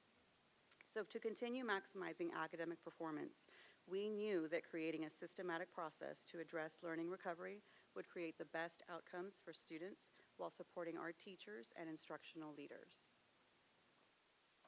I appreciate your time this evening, and I would be happy to take any questions you may have. Very good. Thank you. Board members? Mr. Hennessy. Thank you, Mr. President. Thank you for the presentation. I was fortunate enough to run into y'all while y'all were working on this, so I got a little bit of a heads up, and it was very interesting to me. The SAS, Secondary Academic Support, we're talking about potentially hiring people to do this particular job, or are we looking at moving teachers that we currently have? A little bit of both. And so at every middle school, for this next year, we have 2 secondary academic support teachers in place to go forward and push into 6th grade classrooms. Every campus? Yes, sir. 6th grade? Mm-hmm. Okay. And so typically the reason why for that is because every year you see this 6th grade dip, this 6th grade slide from 5th to 6th grade. You see this high growth in 5th grade. They're moving to where they need to go. But when they get to 6th grade, you see this dip in data. We have such great support systems in elementary, but in middle school, we're lacking those support systems. And so to try to capture those at-risk students, we're implementing this new program of secondary academic support to have these 2 secondary academic support teachers push into 6th grade math and ELA classrooms instead of pulling out kids to where we just said we want to have them to have those elective classes, not have another reading class, not have another math class, really have that push and support in their math and ELA classes to where they can have that buy-in and be there and want to come to school. Yeah. And regarding the SASs, will they be working in small groups? Will they be pulling individuals? How do you accomplish that in the classroom? And yes, so they will be pulling small group. We have trainings coming up in a couple weeks to talk to them about 6 team teaching models, one of which is a small group. And it's been very, very successful in elementary, but we've seen that our middle school teachers are craving this and needing this. And really the time constraint is that 45-minute time period. You can't really do a whole group, then go to small group by yourself. And so trying to take advantage of another teacher in the classroom to be able to team teach, and one possible model being a small group pull aside through progress monitoring. Okay, and last question in regards to just-in-time acceleration. What exactly does that mean, and how do you track just-in-time, and who's going to receive that just-in-time? So just-in-time acceleration does not mean going fast. It means going to the grade level on grade level tier 1 instruction. That means starting with what you need to teach. A lot of times teachers are going to see acceleration and think that means going faster, but we're talking about just doing on grade level tier 1 instruction, not taking time to spend a week or 2 going over, oh, I don't think they got this, so let me take time to go over this. Mm-hmm. Really being strategic, pre-assessing students, figuring out what they need, and embedding it throughout the tier 1 instruction to where we're not losing any more time. I'm sorry, Mr. President, I'm just full of questions because I find this to be fascinating. I think that this model, just the little bit that I've learned about it so far, could do phenomenal things for our kids. So I'm going to keep a very close eye on this. I won't bore all of y'all with all of my questions, but I certainly will report back to y'all things that I see as this unfolds. So it looks pretty exciting to me. Thank y'all for the work that you put into it so far, and we're curious to see where it leads us. Thank you, Mr. Hennessy. Mr. Garner? Yes, thank you, Mr. President. No, I appreciate the explanation, and so from the layman perspective, like me as a parent, what I would expect is the top one there, right? Like, okay, we think everyone's a little behind, so we're going to do some remedial review and then move forward. So, but I understand why you're taking a different approach, and I appreciate that. So, is this requiring a different skill set of our teachers that, like, and how are we preparing them for this type of approach? So in the process of the task force, one of the very first things that we did was go into the curriculum documents that we provide teachers with. So within those unit maps, we started to identify using both screener and CA data, and then also our vertical alignment documents to identify those trends across the district and find those key prerequisite skills that students need in order to progress through the grade levels. So those key skills that students need to know to take them up through the grade levels are the ones that we're identifying in those unit maps for teachers. And it's giving them information about how to pre-screen students in the moment as they're moving into that instruction. Great, thank you. Board members, I wish you could see, and we could certainly show it to you at a future meeting, but the documents that this team has been working on here, support services, throughout the summer months, it's pretty awesome, actually. And if I could go ahead and package it and go out there and sell it, I probably would. But we do have 5 school districts out there who have an MOU with us who do use our curriculum. So certainly they'll benefit from that. But no, they've done a phenomenal job to make sure that our documents are up to date. We just showed our principals in the last few days here, and they were pretty excited about it, and the comments that I've gotten. But I think just to add on to what Karina just said, as well as Heather, that I think we just have to be very thoughtful to make sure that our teachers are disciplined about teaching, not trying to lower the work by remediating what they believe where their kids are, when in reality we need to really look at the data and teach strongly. That's sort of that core tier 1 instruction, not trying to farm students out of that classroom to various folks out there, but rather teaching them what we need to do on grade level. Okay, thank you, Mr. Garner. Mr. Kim. Mrs. Ross? Thank you, Mr. President. So I've had the opportunity to have some phone calls, and I appreciate the call. And I want to say thank you to your team. First of all, great presentation tonight. But the team that you guys have is phenomenal because of the passion that you bring to the table for these kids. And one of the questions that I had in this conversation was, I remember back in 3rd grade, right, when my son, they did pre-assessment. There was a certain teacher that I thought was fabulous. My son happened to be one of the higher, more advanced students. I got one. But my husband. But when they did that, it gave him the opportunity to do more, to dig deep, and to go more into those concepts. But it also, like we talked about yesterday, was leveling those kids as well. So you kind of segregated those kids, and this is a different approach to that. Like Ms. Carter said to me yesterday, it's bringing it into the 21st century of making sure that we're hitting every kid.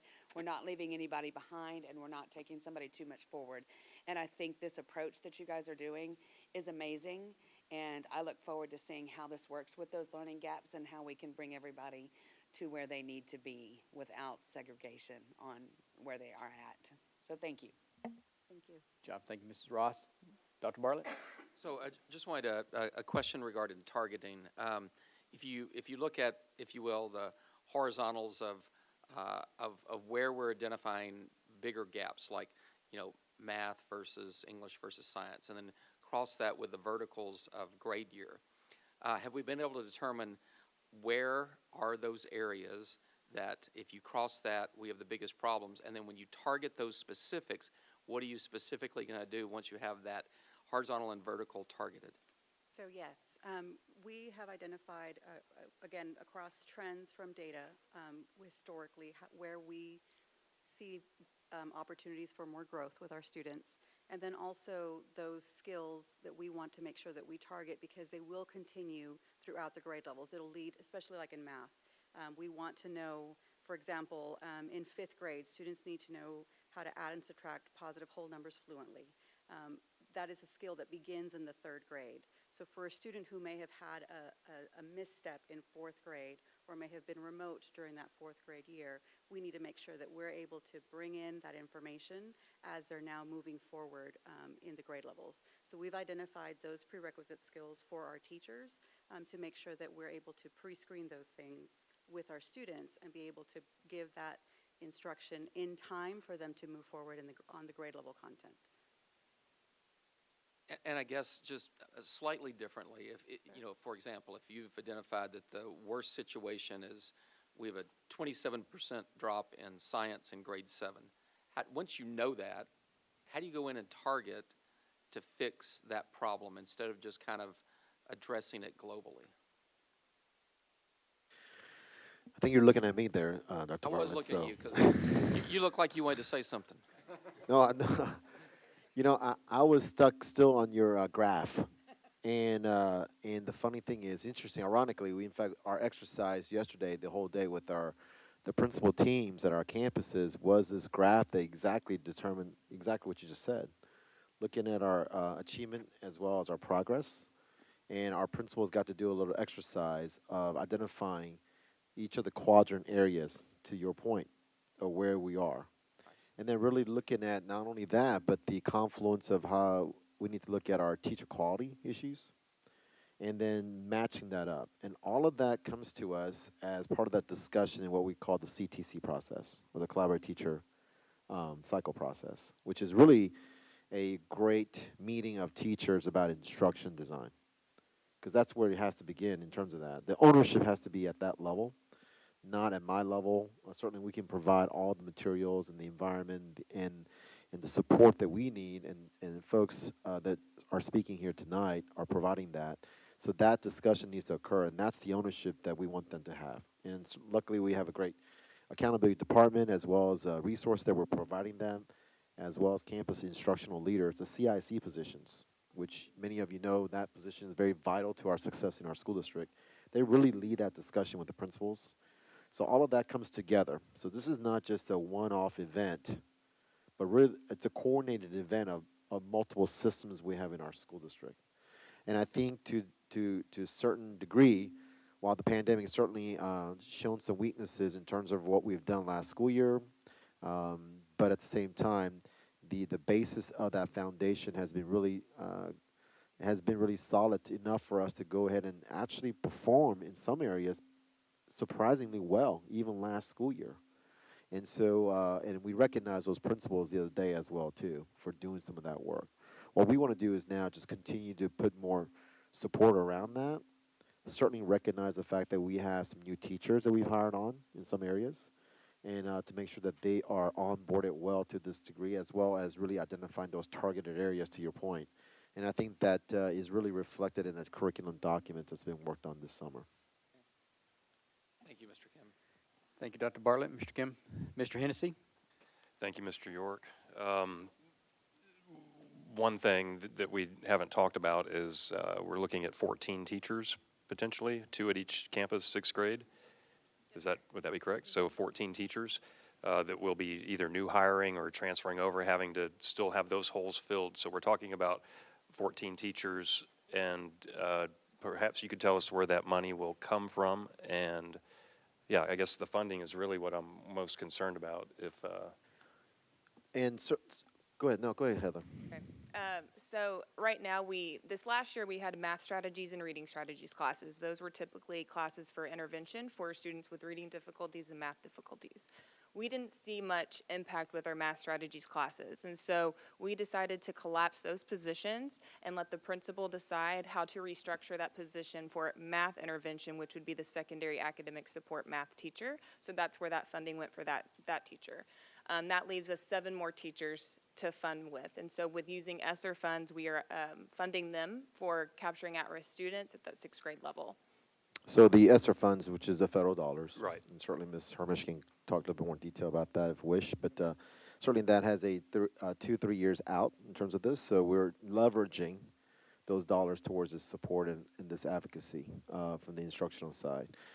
But we're thoughtful to know that once we build this system, we feel like that is a continuous system that we will need to have. Because as Ms. Wolbert just pointed out, as Ms. Merkel just pointed out, there's always been this transitional issue between 5th and 6th and 8th and 9th.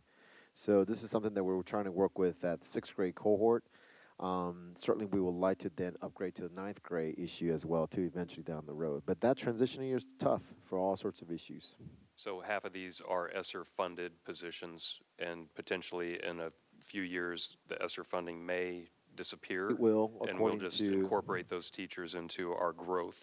If worse comes to worse, certainly we can incorporate them back into our teaching core. Okay. We're growing as a school district. What we'd like to do, though, certainly is that if there is proof positive to this, which we believe it will, then we're going to need to do everything we can, in my opinion, to continue to support that model going forward.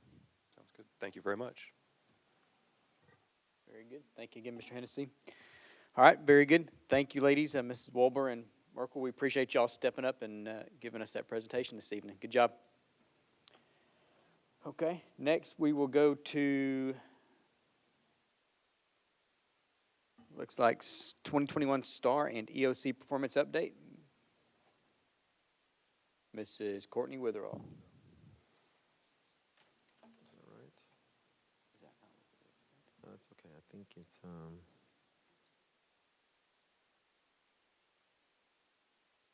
Yeah, I did mess up. Oops. I got way too many notes on my notes. But go ahead. You're up there, Mrs. Witherall. Sorry. This is actually a great transition from the presentation that we just had. So, That's on me, Miss Ayala. Sorry.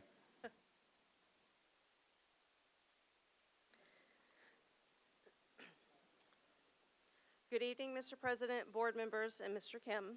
Tonight, administration is providing an update on 2021 STAR and EOC performance for Comal ISD. Although accountability ratings will not be issued in 2021, TEA published performance data for districts and campuses as well as statewide totals. In your board packet, administration has included state, district, and campus trend data from 2018 to 2021. Comal ISD maintained high performance expectations despite the challenge of a pandemic year. Although we anticipated lower performance as compared to 2019, Comal ISD outperformed the state in all tested STAR subjects, as well as all EOC subjects. Even with remote learning continuing through May, STAR participation rates were higher than expected. Participation varied by subject area, with Comal ISD seeing rates between 87% and 98% participation. Comal ISD had 24 campuses increase achievement in both meets and masters across 52 subject areas, and this is part of what we recognized yesterday with our leadership launch and our administrative teams. Although we did show some achievement gains, our work is not done. The support services teams have already begun collaborating with each other as well as with campus leadership teams to improve and align our processes to grow students. Yesterday was just the beginning, as Mr. Kim mentioned, as we worked alongside campuses with in-depth data analysis at leadership launch. With that, we do look forward to updating you throughout the school year as we continue our work, and I am happy to answer any questions. Very good. Thank you. Board members? Mrs. Ross. Looking at that EOC overall performance slide, that is really something to celebrate. Good job to all of our teachers, all of the staff, the leaders on the campuses. Good job to our students hanging in there, and good job to here at district office, because there's not a lot that makes, well, there's a lot that makes me emotional, but this really makes me emotional. Twice now, I've held back some tears today because you guys have really held strong and done right by our kids. And yeah, our work is not done, but you know that. You've got some good plans in place. You're going to stay on top of it. But just looking at that slide, compared to the entire state of Texas, we're doing pretty darn good. Yeah, we have some areas that need work. We know it, but there's something to celebrate here. So congratulations to everybody out here that's really got a hand in this. So good job. Absolutely. Thank you, Mrs. Ross. Mr. Garner? Thank you, Mr. President. Yeah, certainly a second what Ms. Ross had to say there. And so I've got two incoming ninth graders in my household, and I finally found their unique code so we could look up their STAR scores, and certainly was excited. I mean, they're on sort of opposite spectrums, but was excited to see both of them had progress, right, which was awesome to see, and made me think about really what that goes back to is the blood, sweat, and tears of our teachers who taught remotely and in-person students at the same time all year long. And we started school on August 25th, and they did that the whole year. So really credit to all of them, and certainly with all the leadership of the folks in here. So I'm very proud of that. Just sitting up here just to see the amazing things that happened this last year. So I thank you all for that. That was pretty awesome to see. Thank you. Thank you, Mr. Garner. Yep, and I do want to say the same thank you to everybody that was a part of this, teachers, campus administration, everything. And yeah, going over it in board book the last few nights, it's just very glaring to me, to the district that's right in our backyard across the river, that you really look at. And I made a comment to Mr. Kim yesterday after the awards were given out that these are the same kids. These are the same makeup of kids. There's no excuses, if you will. It's the level of expectancy within Comal Independent School District. And I made the comment again yesterday, too, talking with Ms. Malone right after Ms. Witherall gave out the awards, that any one of our campuses, any elementary school, any middle school, any high school, you can send your kiddo to one of these schools and know that they're going to get a top-notch quality education, hey, even through a pandemic. So, good job. Thank you very much. Mr. Kim? You know, certainly we believe, as the data indicates, and that available to you here on the dais. At the same time, you got some additional data that hopefully you had a chance to look over. But I do want to just recognize there's one elementary campus, you know, we've been, you know, just putting a lot of pressure on for the last, I don't know, 10 years or so. But Courtney, would you mind talking about that one particular campus? I hope that would be Goodwin-Fraser Elementary School. And when we had this slide up, they actually increased meets and masters in 7 of the 8 tested subject areas that we have in an elementary school. Yeah, I mean, when you're talking about the masters area, I think their percentage was double-digit in terms of increase of kids in terms of meeting a mastery level, which is, I mean, pretty phenomenal in any given year, but in a pandemic year. So that kind of thing shows you the level of work there.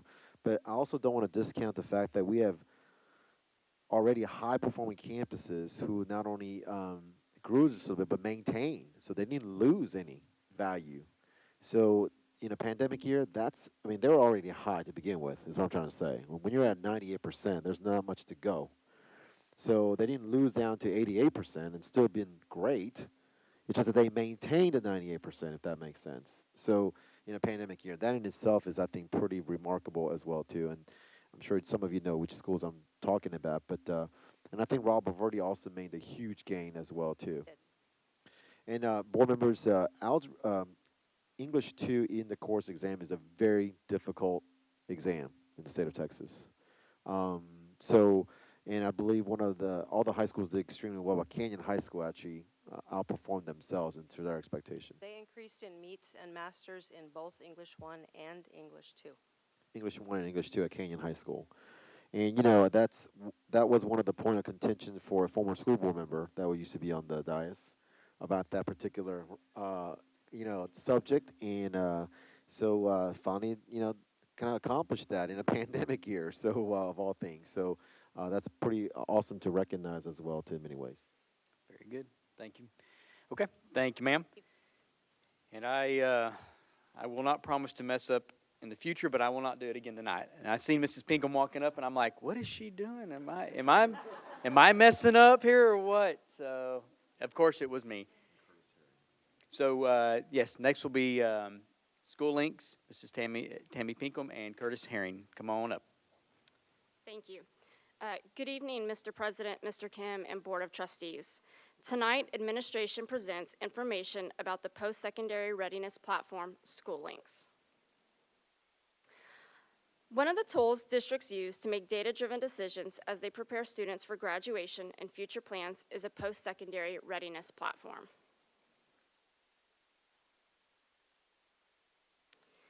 As you can see, they come with a number of features that allow districts to track and report progress. Most notable are these components here on the slide.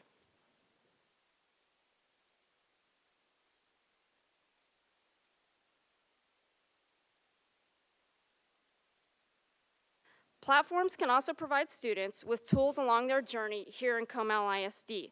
These are some of the post-secondary decision-making and planning tools available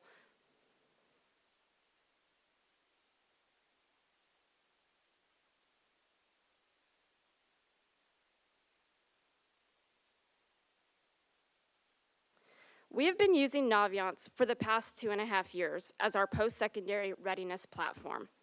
This past school year, we evaluated the use and level of implementation to determine what training might be necessary for full implementation to occur as we navigate our students through their journey in Comal ISD.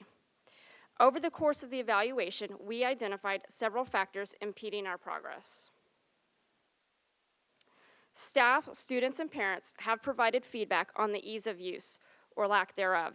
The platform isn't exactly intuitive and predictable for students, parents, or staff.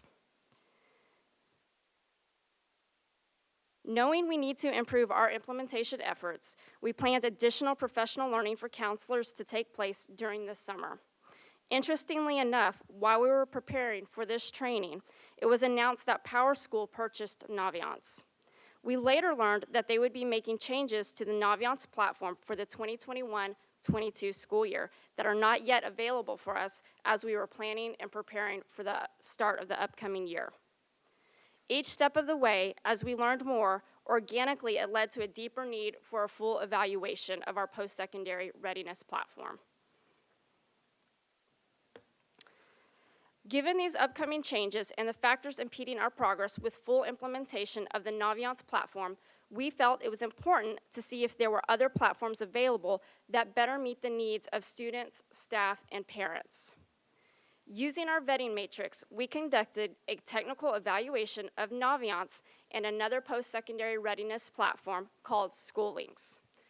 We looked at content function and technology integration, user experience, ease of implementation, customer service and training, and return on investment. Results of the evaluation indicate that Naviance no longer meets the need of Comal ISD staff, students, and parents, while SchoolLinks scored an overall rating of good and meets our needs as a district as we move forward. Here you can see highlights from the evaluation and notable SchoolLinks features.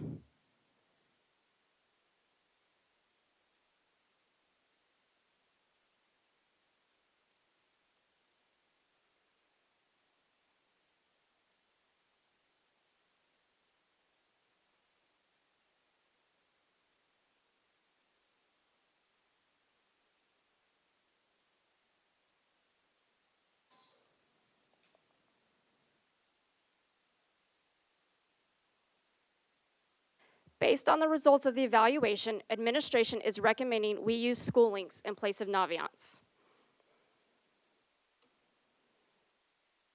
I appreciate your time this evening, and I would be happy to take any questions you may have. Very good. Thank you, Ms. Pinkham. Okay, Mr. Hennessy.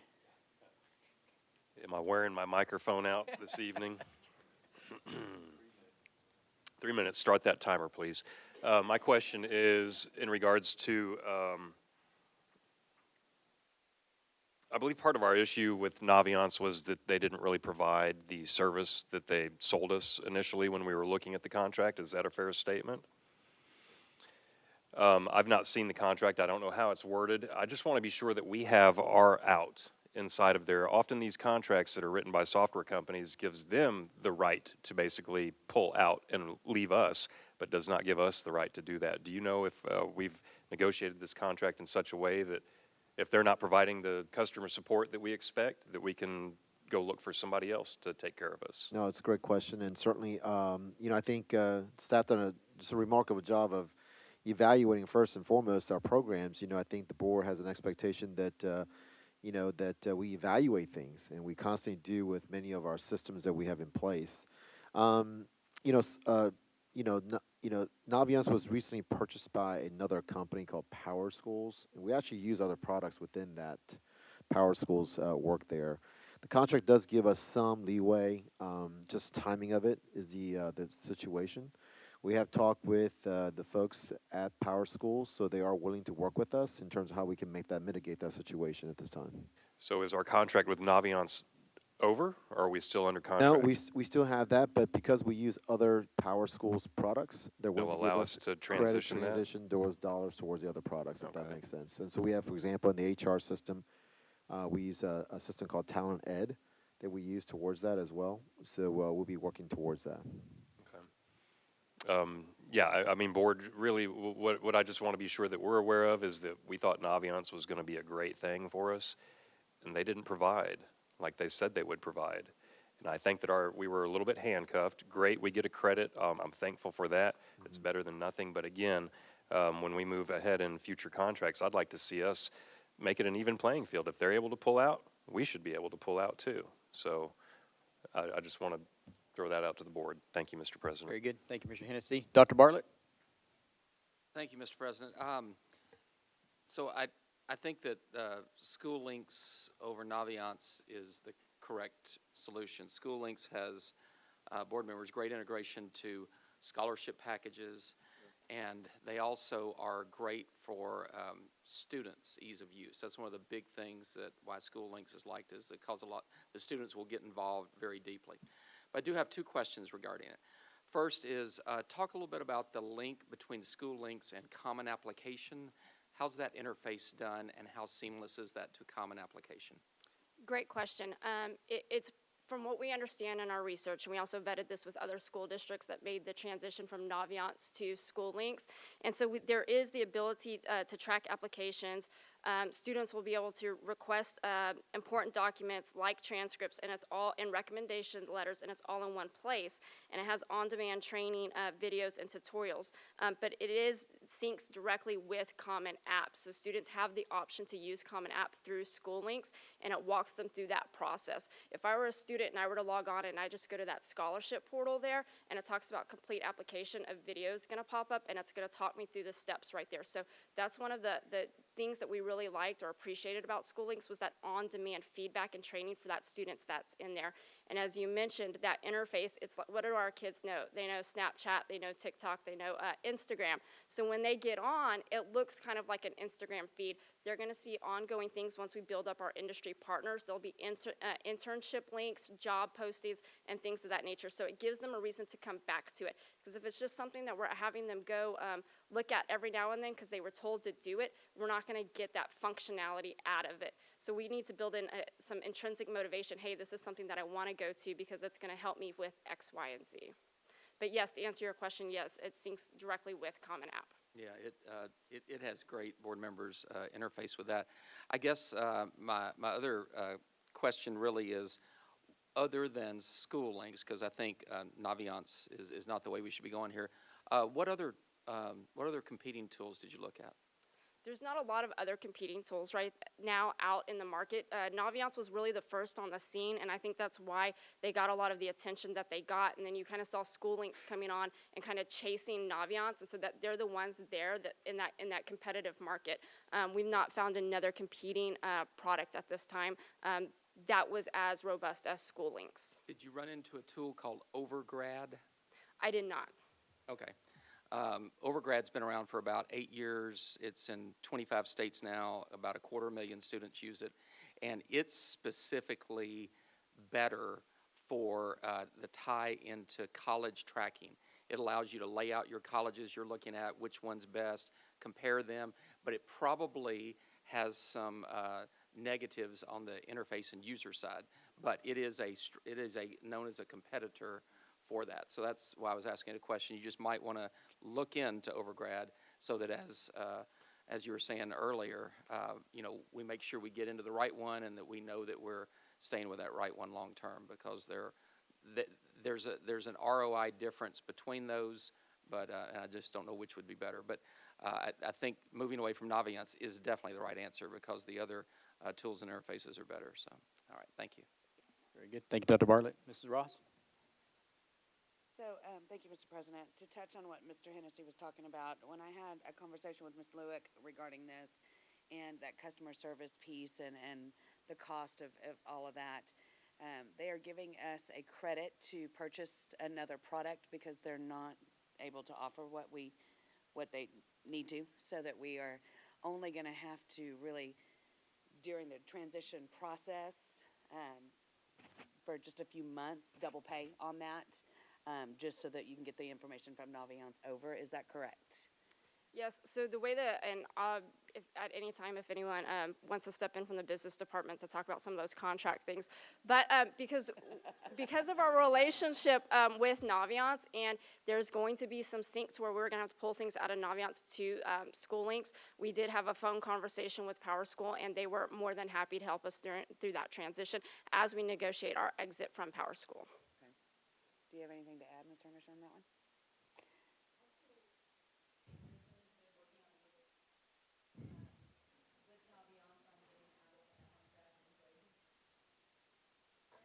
He walks slowly up to the. Let's just Contract keep this passing the afternoon, buck. so I am passing it. Mr. Anderson, who? Get out of it, sir. Mr. Anderson, who do you have behind you now that's coming up? But I mean, everyone has really summed it up well, in that it is a replacement product situation. Yeah, in those negotiations, Naviance has allowed, our Power Schools allowed us a 3-month time period to work out the transition.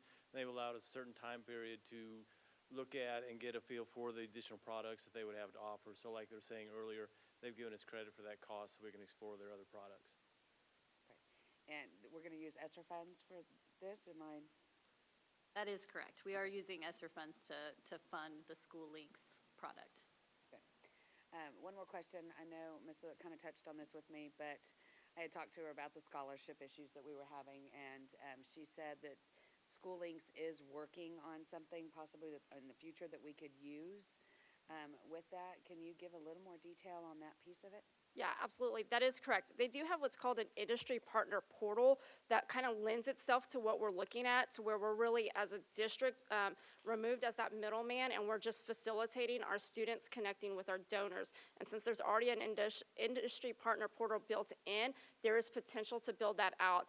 In our conversations with School Links, they said that they've heard that from other schools that they're partnered with, and so they're in that exploratory process of what that would look like for application management. So it is on the horizon. I don't know exactly when, but in our conversations with School Links, they have talked through us about supporting us as we look for an intermediary until we get to that point.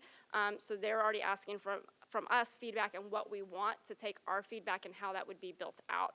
So I think that's promising as well, the response that we've received from them as we're discussing the potential for a scholarship platform. So that kind of sounds like they're going to be able to use, or we can use them, of what our needs are so that we can meet those needs of our students.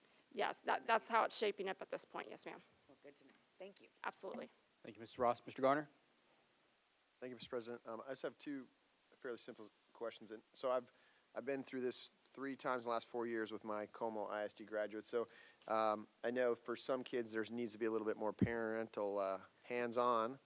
For all of mine, I don't know what. But so is there a separate parent login, or do they just log in with the student, or how?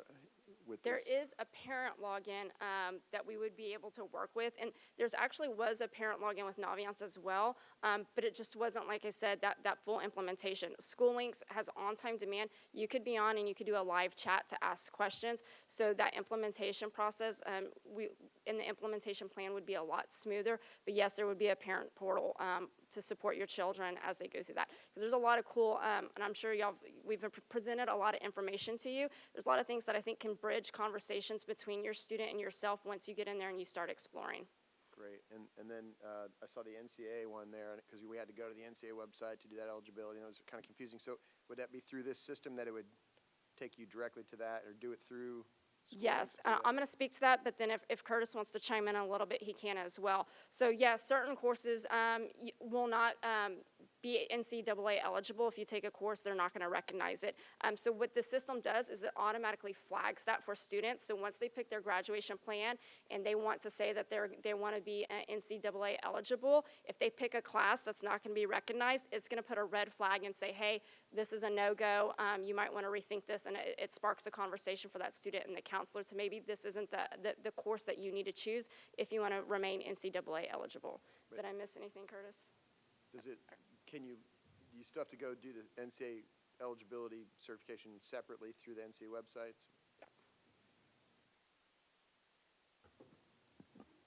Yes. No, just to be a little more thorough, yes. The NCAA process is still going to be the same, but this really is there to allow the student early on to build that into their plan so that as they're making course selections and all of that, they're aware of how that's going to impact their NCAA eligibility. Too often we find that students don't know that they might want to be a D1 athlete until they're a senior. Well, then we find out, well, you made some choices along the way that maybe we wouldn't have made had you known that and declared that. So not only does it help on the student tracking side, but as a counselor, I'm able to look at that in real time. Counselors have a dashboard to view their own alpha of students. So if I'm sitting one-on-one with a student, I can pull all that up and know that right then. So when I'm helping them through those decisions, I'm factoring in all those things that I don't have to go through that question and answer process. So you do still have to do all that registration and submission process with NCAA, but it's still, I think, a very valuable tool. No, that's great. No, I appreciate that. Thank you.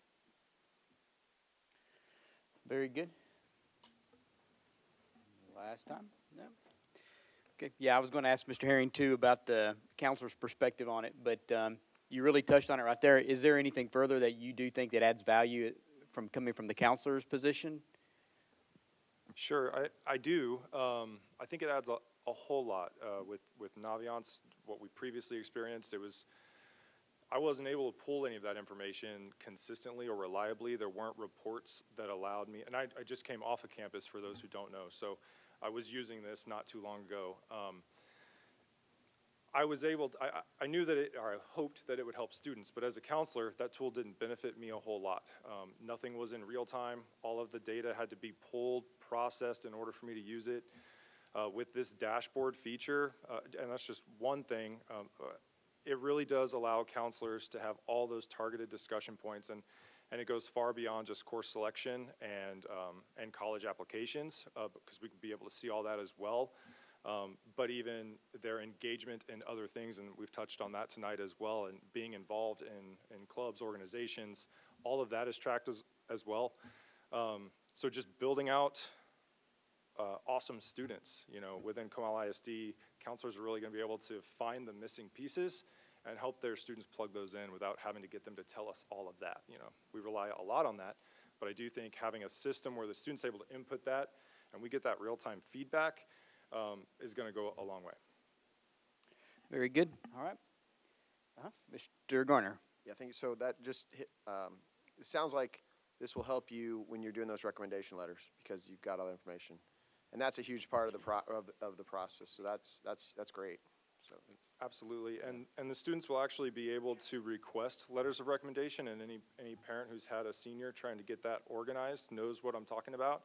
They've got to submit one form to a teacher, a different form for their counselor, and then anyone else they might try to pull. They're able to submit those requests for letters of recommendation within school links, and then those requests can be fulfilled within school links and tracked by the student so that they know, okay, that letter's ready. It kind of takes a lot of the waiting and the guesswork out of it. Very good. Okay. Thank you, Mr. Herring. Thank you, Mrs. Pinkham. Appreciate it. All right, board members, next is the consider and possible approval of consent agenda. Mr. President. Mrs. Ross. Can I pull D? Page 89. Donation Bill Brown Elementary School PTA. Mr. President. Mr. Miller. I move to approve the consent agenda items as presented with the exception of D. Second.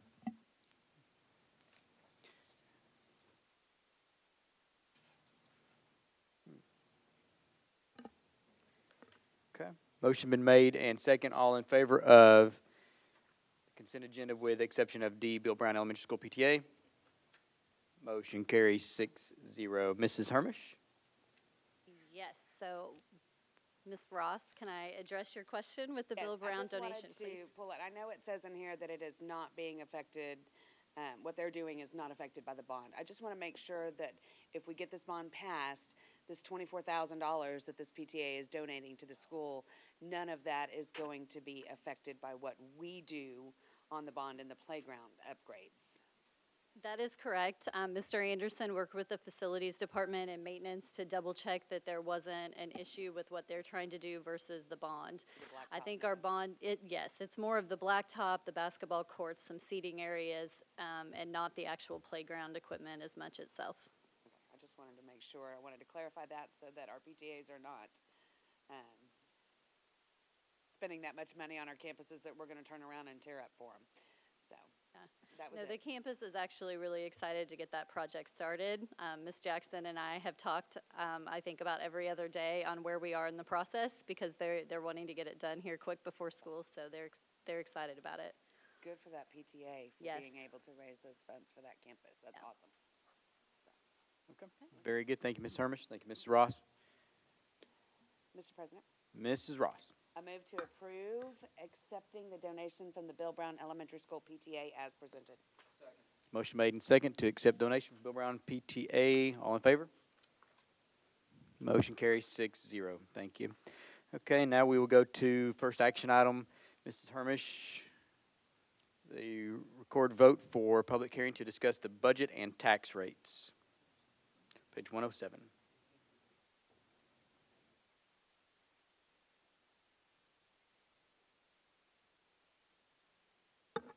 Good evening, Mr. President, Mr. Kim.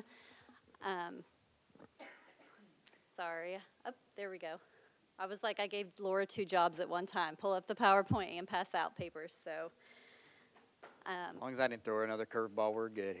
I know. Kevin stepped in for the save, so we're all good. So what Laura's passing out to you are just 2 versions of the 5-year plan document that you all are used to seeing. We're going to talk through those in just a couple minutes, but I know we haven't exactly handed that to you recently, so I kind of wanted you to have a chance to see kind of the benefits of what that VATRE may do for us in the future. But if you'll just put them aside and not study them too much for just a second, we'll get right to it. So I just wanted to remind you once again, I know I bring this calendar to you all the time, but we are in that July 29th date where really our goal tonight is to set the date, place, and time for an additional public hearing on the tax rate and budget. We were unable to do anything as far as adopting a tax rate over the voter-approved tax rate until we had certified values, which we received this last week. And have our tax rate set with TEA so we can move forward with this process. So that's our end goal tonight, is to set that date, place, and time. But I wanted to remind you of where we've been so far, and on June 24th, we did adopt our budget. We adopted just under a $232 million budget with that M&O tax rate of 0.872. And that is that would be our tax rate, or our voter-approved tax rate at this time. You also approved our compensation plan with no overall compensation increases without a TRE, and then a contingent compensation plan of $7.1 million with a TRE. Both of those plans did include those COVID stipends as well. You've also approved the board resolution to use any of the funds generated by a VATRE exclusively for employee compensation to include salaries, wages, and other employment benefits, or for addressing school staff relief. And so this is where the 5-year plan documents come in. You have 2 options in front of you. You have a 0, so what our 5-year plan or outlook might look like without a TRE at all. And then you have one with the 7-cent TRE, which is where we're looking at is our maximum or recommended TRE at this moment. So here are some of the assumptions that these 5-year plans are made on, just to be exceptionally clear. This is on current law, which can change, obviously, in any legislative session.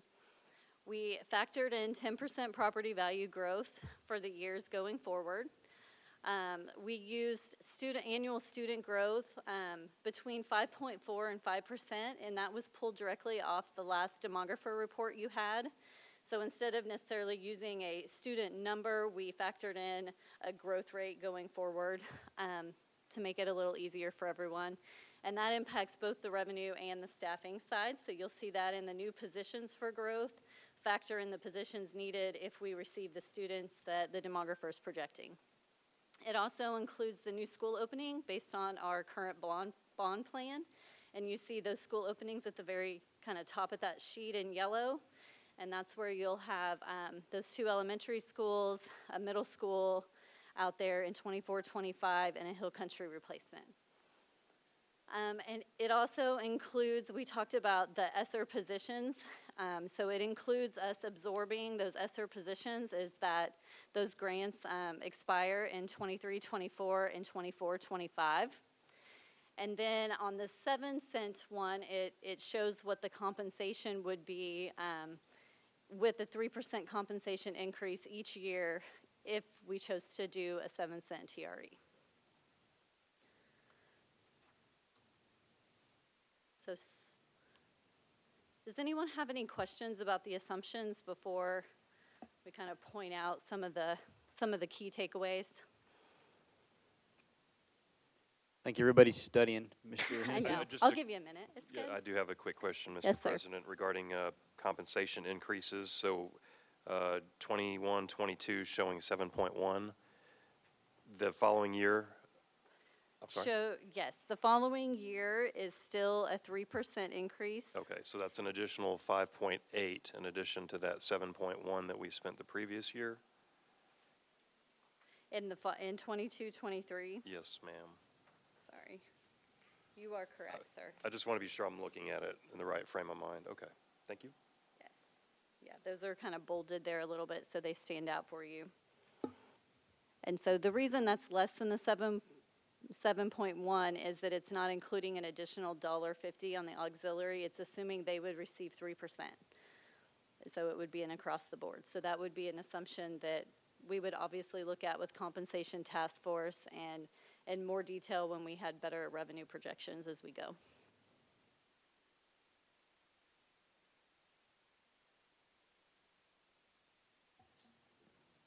Mr. Garner? Ms.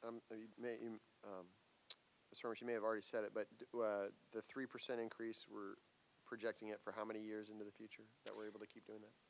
Well, this current plan is projecting it out for the next 4 years because that's what I have a Right. template available to use at this time. Probably in the next month or so, I should have that 5th year built into our estimation and our template guides. Okay. And then what we can't project is still relative, how we're going to be doing relative to the other districts in the area because we don't know what they're going to do and financially and things like that, right? Correct. So, but I mean, I think certainly the plan to continue these 3% raises, I think, is critical in communicating that and with our teachers and everything they've done for us in the past year unfortunately, without being able to get a compensation increase. I think that's critical that we are able to communicate that we're hoping to do this for multiple years and obviously already 4 years projected and hopefully more than that. So thank you. Correct. Well, and that's some of the reason to bring you what that 5-year plan looks like so that you can see that we can carry it out. One of the things that I would note is that on the 0 TRE plan or the no TRE plan, we really would struggle to have the additional funds for compensation really until 24-25. So you see even next year we're kind of making up for the deficit from this year, and then so it just takes a little bit longer to recover to be able to make that a meaningful compensation increase. Where the 7-cent option that you look at, you see a positive fund balance. And most years, if you see on the second page, you can see the contributions to fund balance or the not a composition to fund balance. And I just want to point out that we're still in the situation where the first year of the biennium, we have $5 million goes to IMA. And so we lose that on the M&O particular side of the house. And so really when you're budgeting, you need to look at those bienniums together. So one year we may put a little money into fund balance, and the next year we may need it in order to keep that going. And that's just unfortunately a function of school finance that we can't control.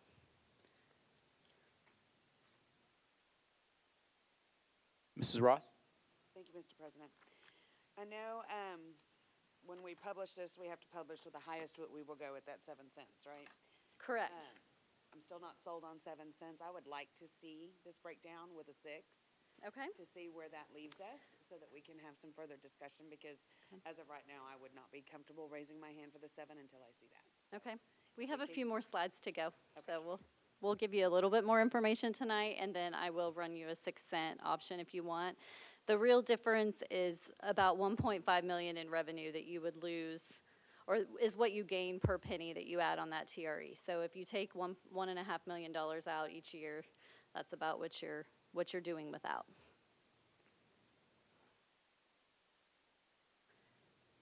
I think we'll have to make some adjustments on that compensation. I think the $1.50 for the auxiliary staff will be probably the most.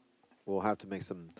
Once again, I think that we want to give the what we believe right now the most appropriate and fair compensation plan for our teachers and auxiliary staff. And I think the discussion at the workshop was, I think the board members, the direction was about 3%, and then we had a lot of discussion about $1 or $1.50 increase, which is more than a 3% increase to reset that, and then beyond that 3%. So I think the $1.50 was a strong discussion there. I think if we wanted to secure that, the 7 cents is what we was certainly what I'm recommending to the board at this particular time. Certainly we can look at the numbers again to show you the 5-year projection, though, no doubt. Because I thought what we talked about was the $1.50. I mean, I'm in total agreement with the 3% and the $1.50, but I thought that we said that having the 7 cents would give us some more leeway on that to make sure that we were good with growth positions, et cetera, but it could be done at 6. That's why I want to look at that, because Okay. that's in my memory, and I just want to verify. Okay. Okay, thank you, Mr. Ross. Anybody else? Okay. So I want to give you just a little information on the certified values. We'll bring this back in a little deeper detail, but here's just a little overview of what we received. And we were receiving these Monday and Tuesday of this week. The deadline was the 25th, and some of them come in the mail, so we got them a little later. But our total certified property value came in at 22.8, which was very close to what we used at budget adoption. We used 22.9. So protests were just a hair over the 900 million that we had budgeted in there. This was a 13.6% property value growth over last year's certified values when you compare certified to certified. And would cause us, if there was not that 90% floor impacted on the compression percentage, we would be at a 79-cent compressed rate next year, where with the maximum is at 82.2 is the lowest that you can go. And that's what we projected would happen because of our growth from our local CAD values in April, and so we hit that. So that makes our voter approval rate 87.2, adding the 5 tier 2 pennies in there. So that is currently what our highest rate would be without a TRE. Does anyone have any questions on any of that? Because I know it's a lot of numbers there. Okay. And then just to remind you the tax rate history. So if we went back to 99, 2000, our tax rate was $1.88. So, and last year our overall tax rate was 128, 127.6, 128. And so we would be looking at this year a 122 with compression, or if we did the full 7-cent TRE, we would be looking at 129. So that's still, in comparison to where the tax rate has been in the past, is significantly lower. Here is that projected value of those pennies that we talked about in comparison to the 7.1 in compensation that we've committed with those dollars. As we talked about before, additional revenue generated would go towards additional staffing or potentially additional compensation down the line. And this is what that looks like as far as an average cost to our taxpayers. It comes out to about a $2 a month charge per penny. So if we did 7 cents, we're looking at about $14 a month for our taxpayers. And just to compare that to our local homestead exemption, that saves our taxpayers about $65 a month. And so with that, I will take any additional questions that you may have. As Ms. Ross pointed out, the notice that is attached in your board documents lists 94.2 is our M&O tax rate, and that is with 7 cents, but it is, for the purpose of the notice, we have to put the highest tax rate that we would adopt. So you do have the ability on August 16th to come back and adopt a lower rate if you would like. Okay. Thank you, Ms. Hermish. Board members? Dr. Bartlett? Ask a couple questions on the spreadsheets? Yes. Okay. So I understand, looking at the 7 cent number, why everything goes up. Can you explain the pieces on the revenue side where the federal does not go up with the 7 cent, but the state does go up? Okay. So the federal revenue is not driven by the TRE at all. It's completely separate. Most of our federal revenue comes from SHARS, Medicaid, and some ROTC money that we get. So completely coming from federal separate sources that go into our M&O budget. On our state side, for the most part, where you're gaining revenue is from Tier 2. So if you remember, our tax rate is separated into a Tier 1 pot that's really based on your students, and then a Tier 2 pot that is based on how many pennies that you have allocated towards enrichment for the most part. And so with Tier 2, we automatically, no matter where we are, we gain a little bit of revenue there on the state side, as well as a little bit more on the local side because of the higher tax rate. Okay, all right, that makes sense. The second question was on the expenditure side, and again, understand why that the new payroll expenses and things related to that are going up.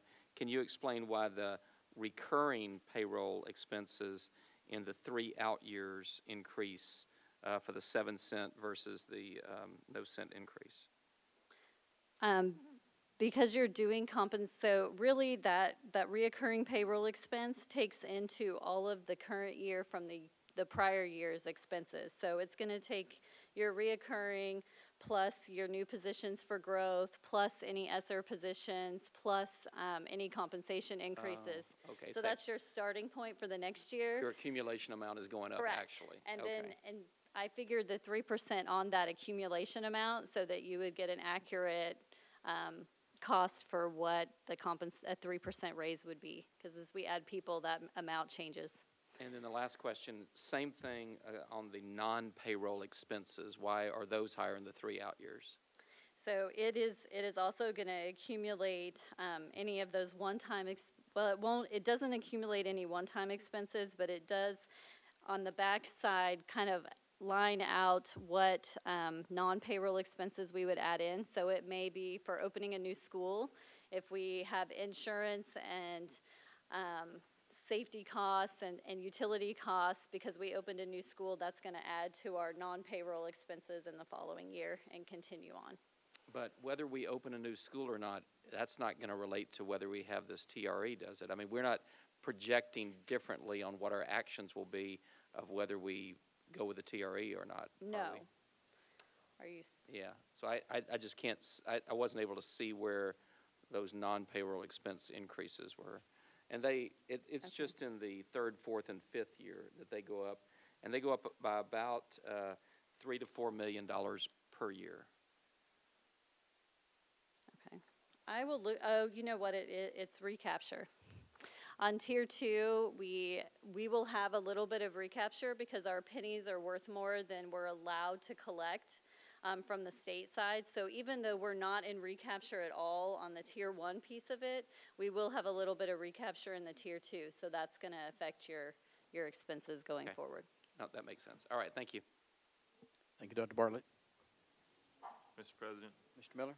in regards to the conversation around a TRE being 5, 6, 7, 8, 9, however many pennies we actually want to go for, as a baseline, the 7-cent TRE as modeled out here gives us a 3% payroll increase through 2025. Yes, that is built in. Yeah, board members, that's going to keep us status quo. That's not going to move us up the list. So in my mind, that's bare minimum. It just, unfortunately, based on current tax law, that's where we're at. So 3% is not going to get us anywhere. It's going to maintain us and give our employees something annually, but it's not moving us up the ladder. I would concur in that because, we just don't control what other schools are just going to do. Typically, they match us or over, all the schools surrounding us do not do the 20% local homestead exemption. So, we're always have that's a value to our homeowners, certainly, but it's a crutch to the school district in terms of revenue source. So, to your point, Mr. Miller, while we're dead last in every category, I think we've seen that many times. Our teachers have seen it multiple times here now of late. We do feel like we can get off at least that dead spot, perhaps. That's our aim at this particular point to make some move in the next 3 or 4 years. This is a long-term game for us in terms of we're not going to fix anything overnight for sure. Okay, thank you. Still studying up here, Mrs. Hermish. I will ask a question, though. Wasn't there something between the 6 and the 7 with the golden and the brass pennies as far as the true collection source there? Not really between the 6 and the 7. We get The 5 to the 6. You get 3, so we are at 5 now. You can get 8 total on the golden. So anything over 3 was going to involve some bit of recapture. Okay. And board members, recapture has never really gone away. I know that's been sort of, perhaps, it was a 1 year, 2 year going away. Bernie ISD, for example, will be getting into new recapture next school year. Relative to the number of students they have and property value growth, they're already going back into recapture, for example. We are staying off of that, and the reason we're staying off of that to some degree is because of our enrollment growth. Had we had enrollment decline this past pandemic year, perhaps, and with our valuation growing the way it has, we probably would have gone to recapture probably a couple years earlier than anticipated in this 5-year projection. So in some sense, our enrollment growth, once again, it goes back to what you have said, what teachers have done, administrators and custodial staff and everybody has done to get our kids rallied up and parents provide an opportunity to come to our school district. And so I think that deserves a level of attention. And of course, you want to compensate that, and I think you want to do that in a most appropriate way. So we highly recommend at this point doing this just to give them an opportunity here to move up out of that dead last spot in every category we're in. Very good. And board members also remember that the next called meeting is August the 16th, and that is the last date.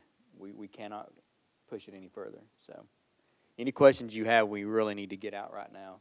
Mr. Garner? Thank you, Mr. President. So, Ms. Shermis, I know we're the 7 is the max we're looking at, but what's the total that you have to play with as a district? And 17 total pennies, and currently we have 5. So we could go up as high as 12 additional. And then, the districts around us, where they are. I mean, have most of the districts use those or use some of that, or? There are a lot of districts throughout the state that have already maxed out a TRE, and I don't have the list handy with me right now to share that, but I can send that to you.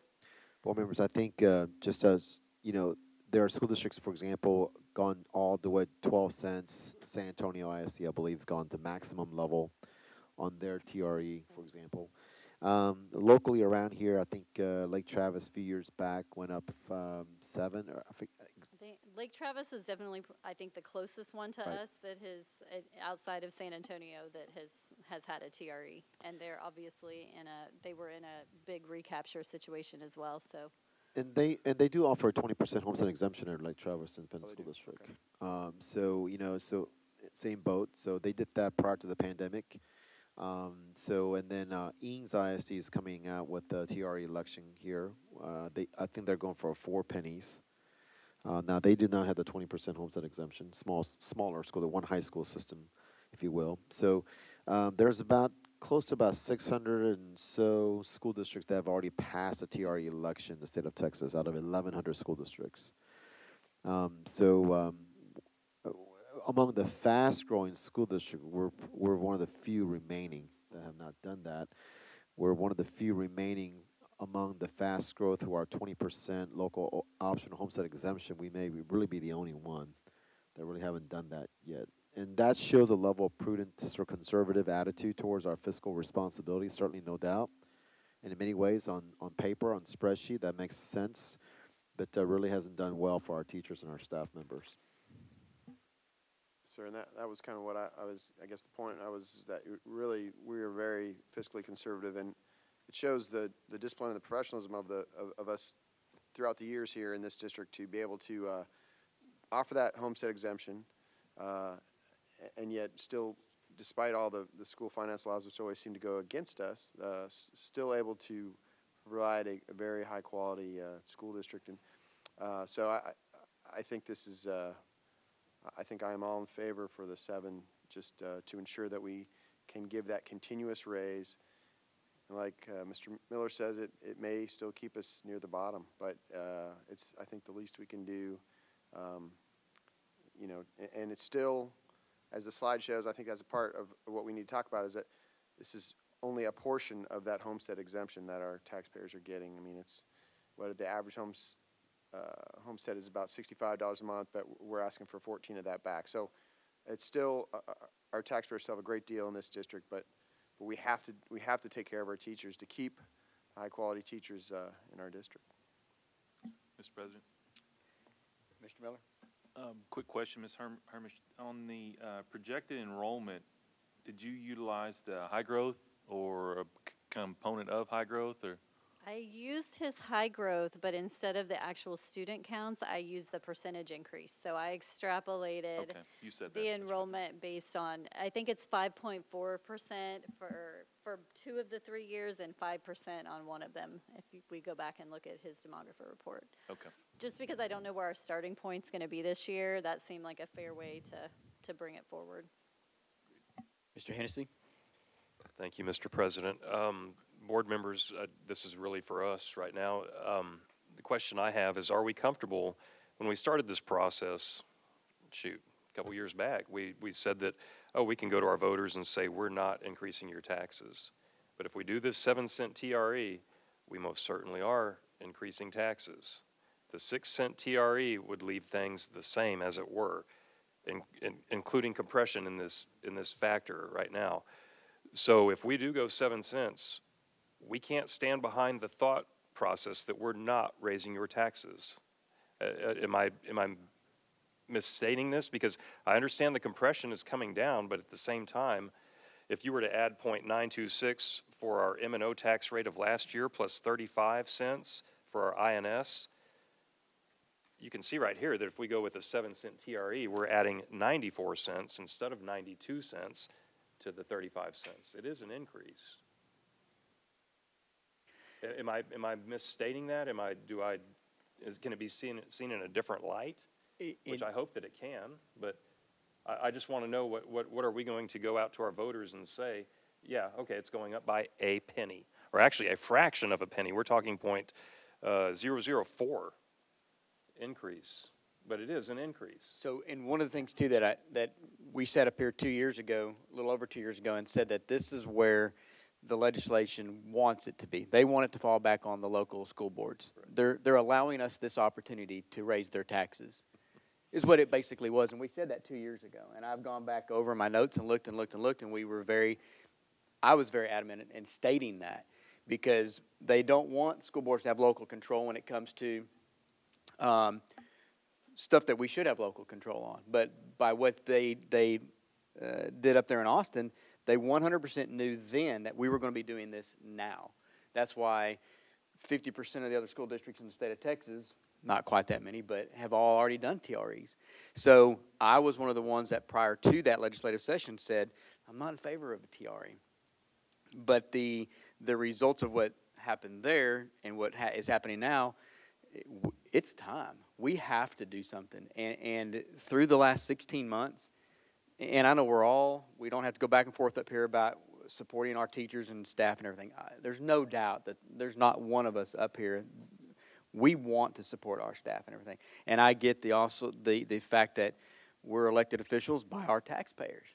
But I will tell you all right now, this is a battle that I'm in favor of the 7 cents every time I look at it, because I feel with what everybody's gone through, not just through the pandemic, but that was the glaring headlight for me, is we have to start taking better care of our people. We have to. People are moving to Comal Independent School District no longer for the lake, the river, the fine streets, roads that we have. It's just not happening. They're moving here because of these people. They're moving here because of those teachers in every classroom, almost every classroom. Mr. So President. I'm with you there too, Mr. Hennessy, but I've also completely flipped where I was at 2.5, 3 years ago. So I just wanted to be sure that we were all. Mr. President. I did. I just want to be sure that that was stated publicly, because we have been up here saying the whole time this will not raise your taxes. Right. So through transparency, it's got to be said. And it is. And that's what a 7 cent And I think does. and then again, it's also how we articulate it, because some of the Lions Club members out in the Caney Lake area, are one of the ones that have never supported a whole lot of anything that we did when it comes to bonds or anything. We've never done a TRE. But they 100% said they would support this over the fact that if we removed a 20% homestead exemption, even though they're all basically frozen at the age of 65 with their taxes, but they know that is more of a tool for realtors and stuff to be selling the property. Not only do you get the Comal Independent School District, but you get a 20% local homestead. Even if you move here with no kids in school, you're moving here with a 20% homestead right off the top. So I think that's how we articulate that as a board as well when we go out with our FAQ cards is going to be critical. So but I see what you're saying too, and on the record, for the record, it's high time we do this. We've got to try to close this gap. And like Mr. Miller said, it's not going to if other districts raise, again, another 3%, 2%. And the other districts don't have a 20% homestead. So we as a board are going to have that tough decision. We either do this or that is where I feel that we're at. So, Mr. Bartlett, Dr. Bartlett? So just to respond, Mr. Hennessy, because you kind of asked the question, if we do nothing at all, we will in essence not be raising their taxes, okay? If we do a 1 penny TRE, we will be raising their taxes, because that individual will pay an extra $2 per month on his tax bill.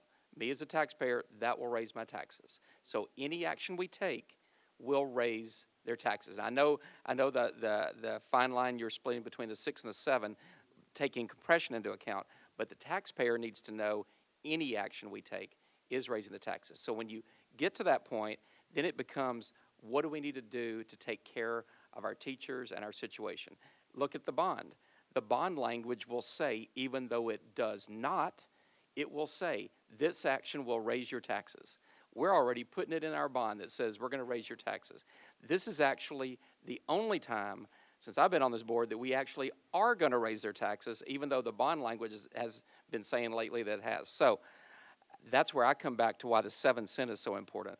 I don't think we can maintain the 3% raises and the other things that we had talked about at our last meeting that we really want to do, and give us the ability to continue doing that more than 1 year if we don't do the 7 cents. So, yeah, a 1 cent, 5 cent, 7 cent, 9 cent raises taxes. So which one is the right one? And I think for our teachers and what we need to do, the number 7 cents. So thank you. Thank you, Dr. Bartlett. Mr. Ross? I still want to look at the 6 cents. Thank you, Mr. President. Because I want to see if that can be done. Because I'm remembering that it can be done, but I want to know the difference between that and what it's going to do for our district between the 6 and 7. Because from my understanding of what we've talked about previous, the 6 cents is going to be able to give us those raises on a consistent basis And I know I'm splitting hairs with $2 a month, but I want to ensure that we're making the right decisions for our taxpayers. So if we can make this happen at 6, I think it's a discussion that we need to have. If it cannot happen at 6 and we have to go to 7, I will be adamant about raising my hand for that. But I want to know the difference between those two numbers for my knowledge. Okay. Thank you, I Ms. will Ross. get that back to you. On page 11,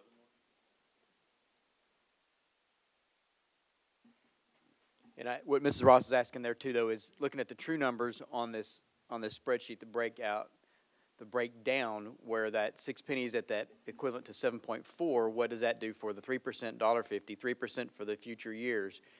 But also with the additional positions that we had talked about in our resolution, that this can only be used for either or. So, but I do remember too the conversation of the 6 pennies. Could it be done? Yes. It was tight. And if it was based on the high growth of the demographer, it wasn't going to work, is my recollection. And then we had asked the question about, well, can we do 6.5? And The answer to that is yes. In fact, you can set that tax rate at anything you want. We have 4 decimal places to play with. It just then, I think it does. It makes it probably a little difficult on the marketing piece or on, some of the other work that we do in school finance and the template, but you can pick exactly what you want the tax rate to be and put that out on the ballot. So, yes. so if we can do 6.99 for Mrs. Ross, we're in the 6. Board members, I think to the point when you're looking at the 7.4 million and knowing that 7.1 is already spoken for, it just doesn't leave a lot of wiggle room even for positions. Because as you know, it takes 1.5 million equals about 25 positions.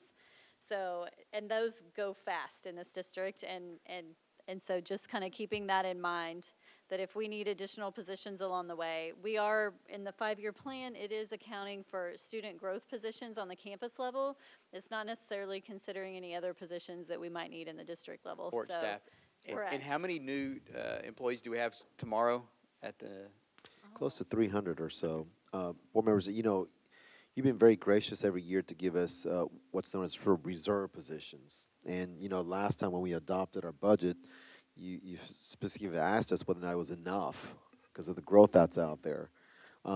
We can never really identify that enoughness because we have drivers in programs with CTE programs, positions related to those, as well as fine arts positions, as well as other positions related to that, and just frankly relieving class size issues at the 4th grade level, 5th grade level, kindergarten level, and so forth and so on. So if the demographic projections that some of you have touted, about 1,800 kids, and the high growth projection comes to fruition, we're going to need a lot more staff than that is built into this situation. And that revenue source is what you put into your resolution in the last board meeting, that the revenue generated by these pennies will only go to those 2 things: compensation as well as positions, to relieve class size growth at the campus level, not support services staff positions or any other positions here, but rather those positions that we need to relieve at the campus level.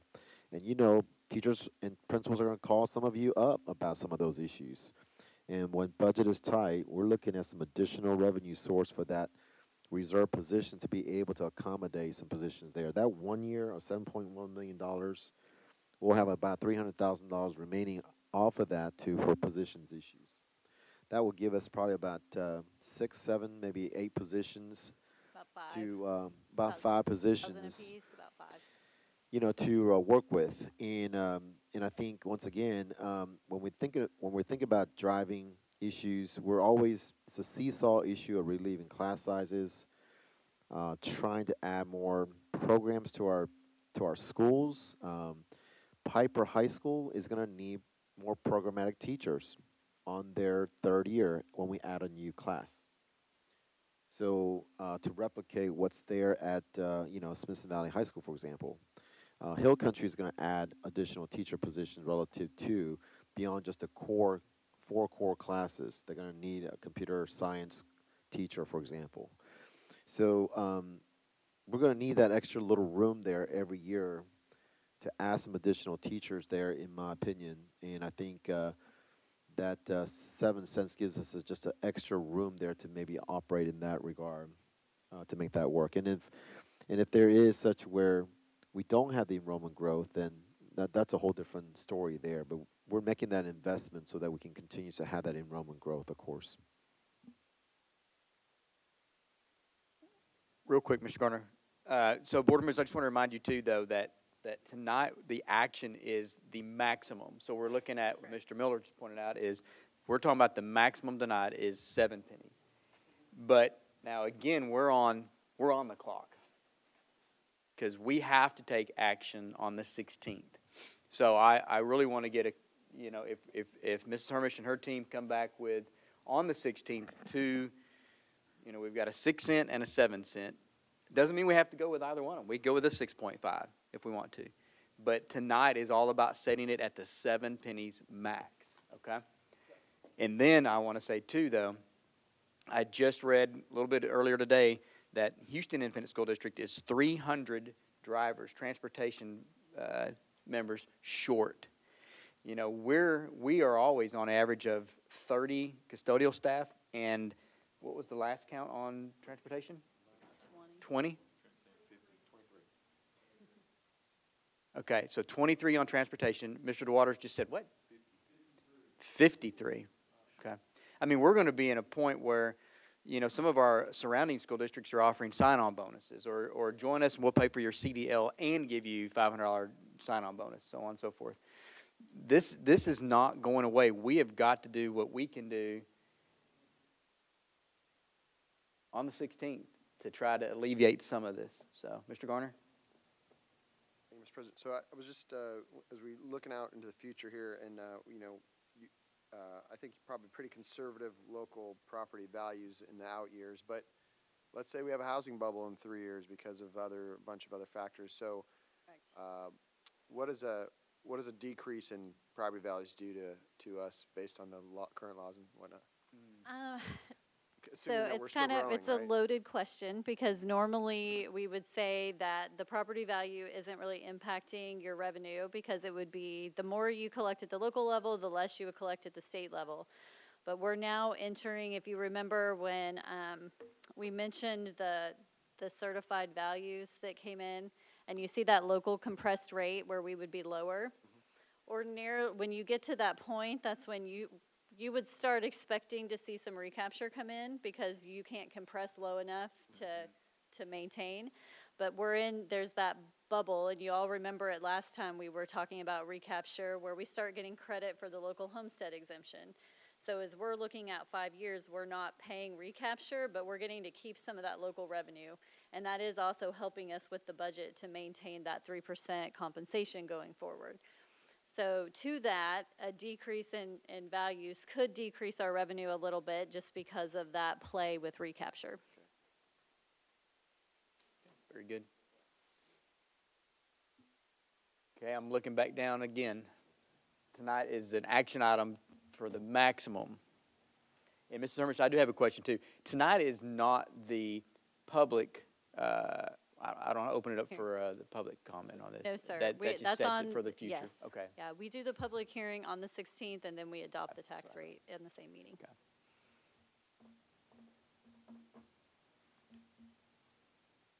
Mr. President. Mrs. Ross. I move to approve the date, place, and time for the public meeting for the proposed 21-22 tax rates and the maximum tax rates that can be adopted for 2021-22 as presented.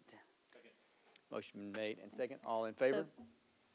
Motion carries. So just to clarify, we are setting the date, place, and time for August 16th at 6 p.m. here in this building. And that's what will be published in the paper. We need to restate that. Yes, that please. motion, yes. It's not on here, but yeah, so it'll be August 16th at 6 p.m. I didn't read the full recommendation to you first, so I just want to make sure we get that completely on the record. Very good. Thank you for catching that. Yeah, Mrs. Ross. Mr. President, I move to approve August 16th, 6 p.m., 2021, support at the support services for the public meeting for proposed 2021-22 tax rates and the maximum tax rates that can be adopted for 2021-22 as presented.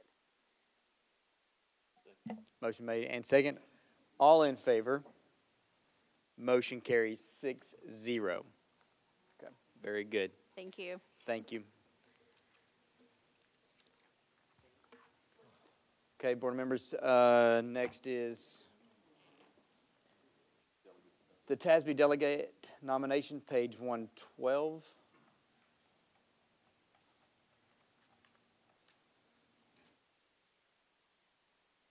And remember, the delegate would be, and should not make the motion. You ready? Yep, Mr. President. Mr. Garner. Let's see.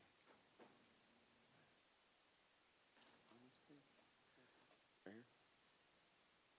Okay, I move to appoint Ms. Michelle Ross as the delegate and Mr. Marty Bartlett as the alternate to the 2021 TASB Delegate Assembly. Second. Motion made and second. All in favor? Motion carries 6-0. I'm just going to make sure I'm looking over everything again, make sure don't miss something. I don't want to get in more trouble. Okay, the Board of Trustees on July 29th at 8:50 p.m. will convene a closed session pursuant to sections 551.071 through 551.0821 of the Texas Government Code to discuss agenda items 8A through C. Thank you all very much. Have a good evening.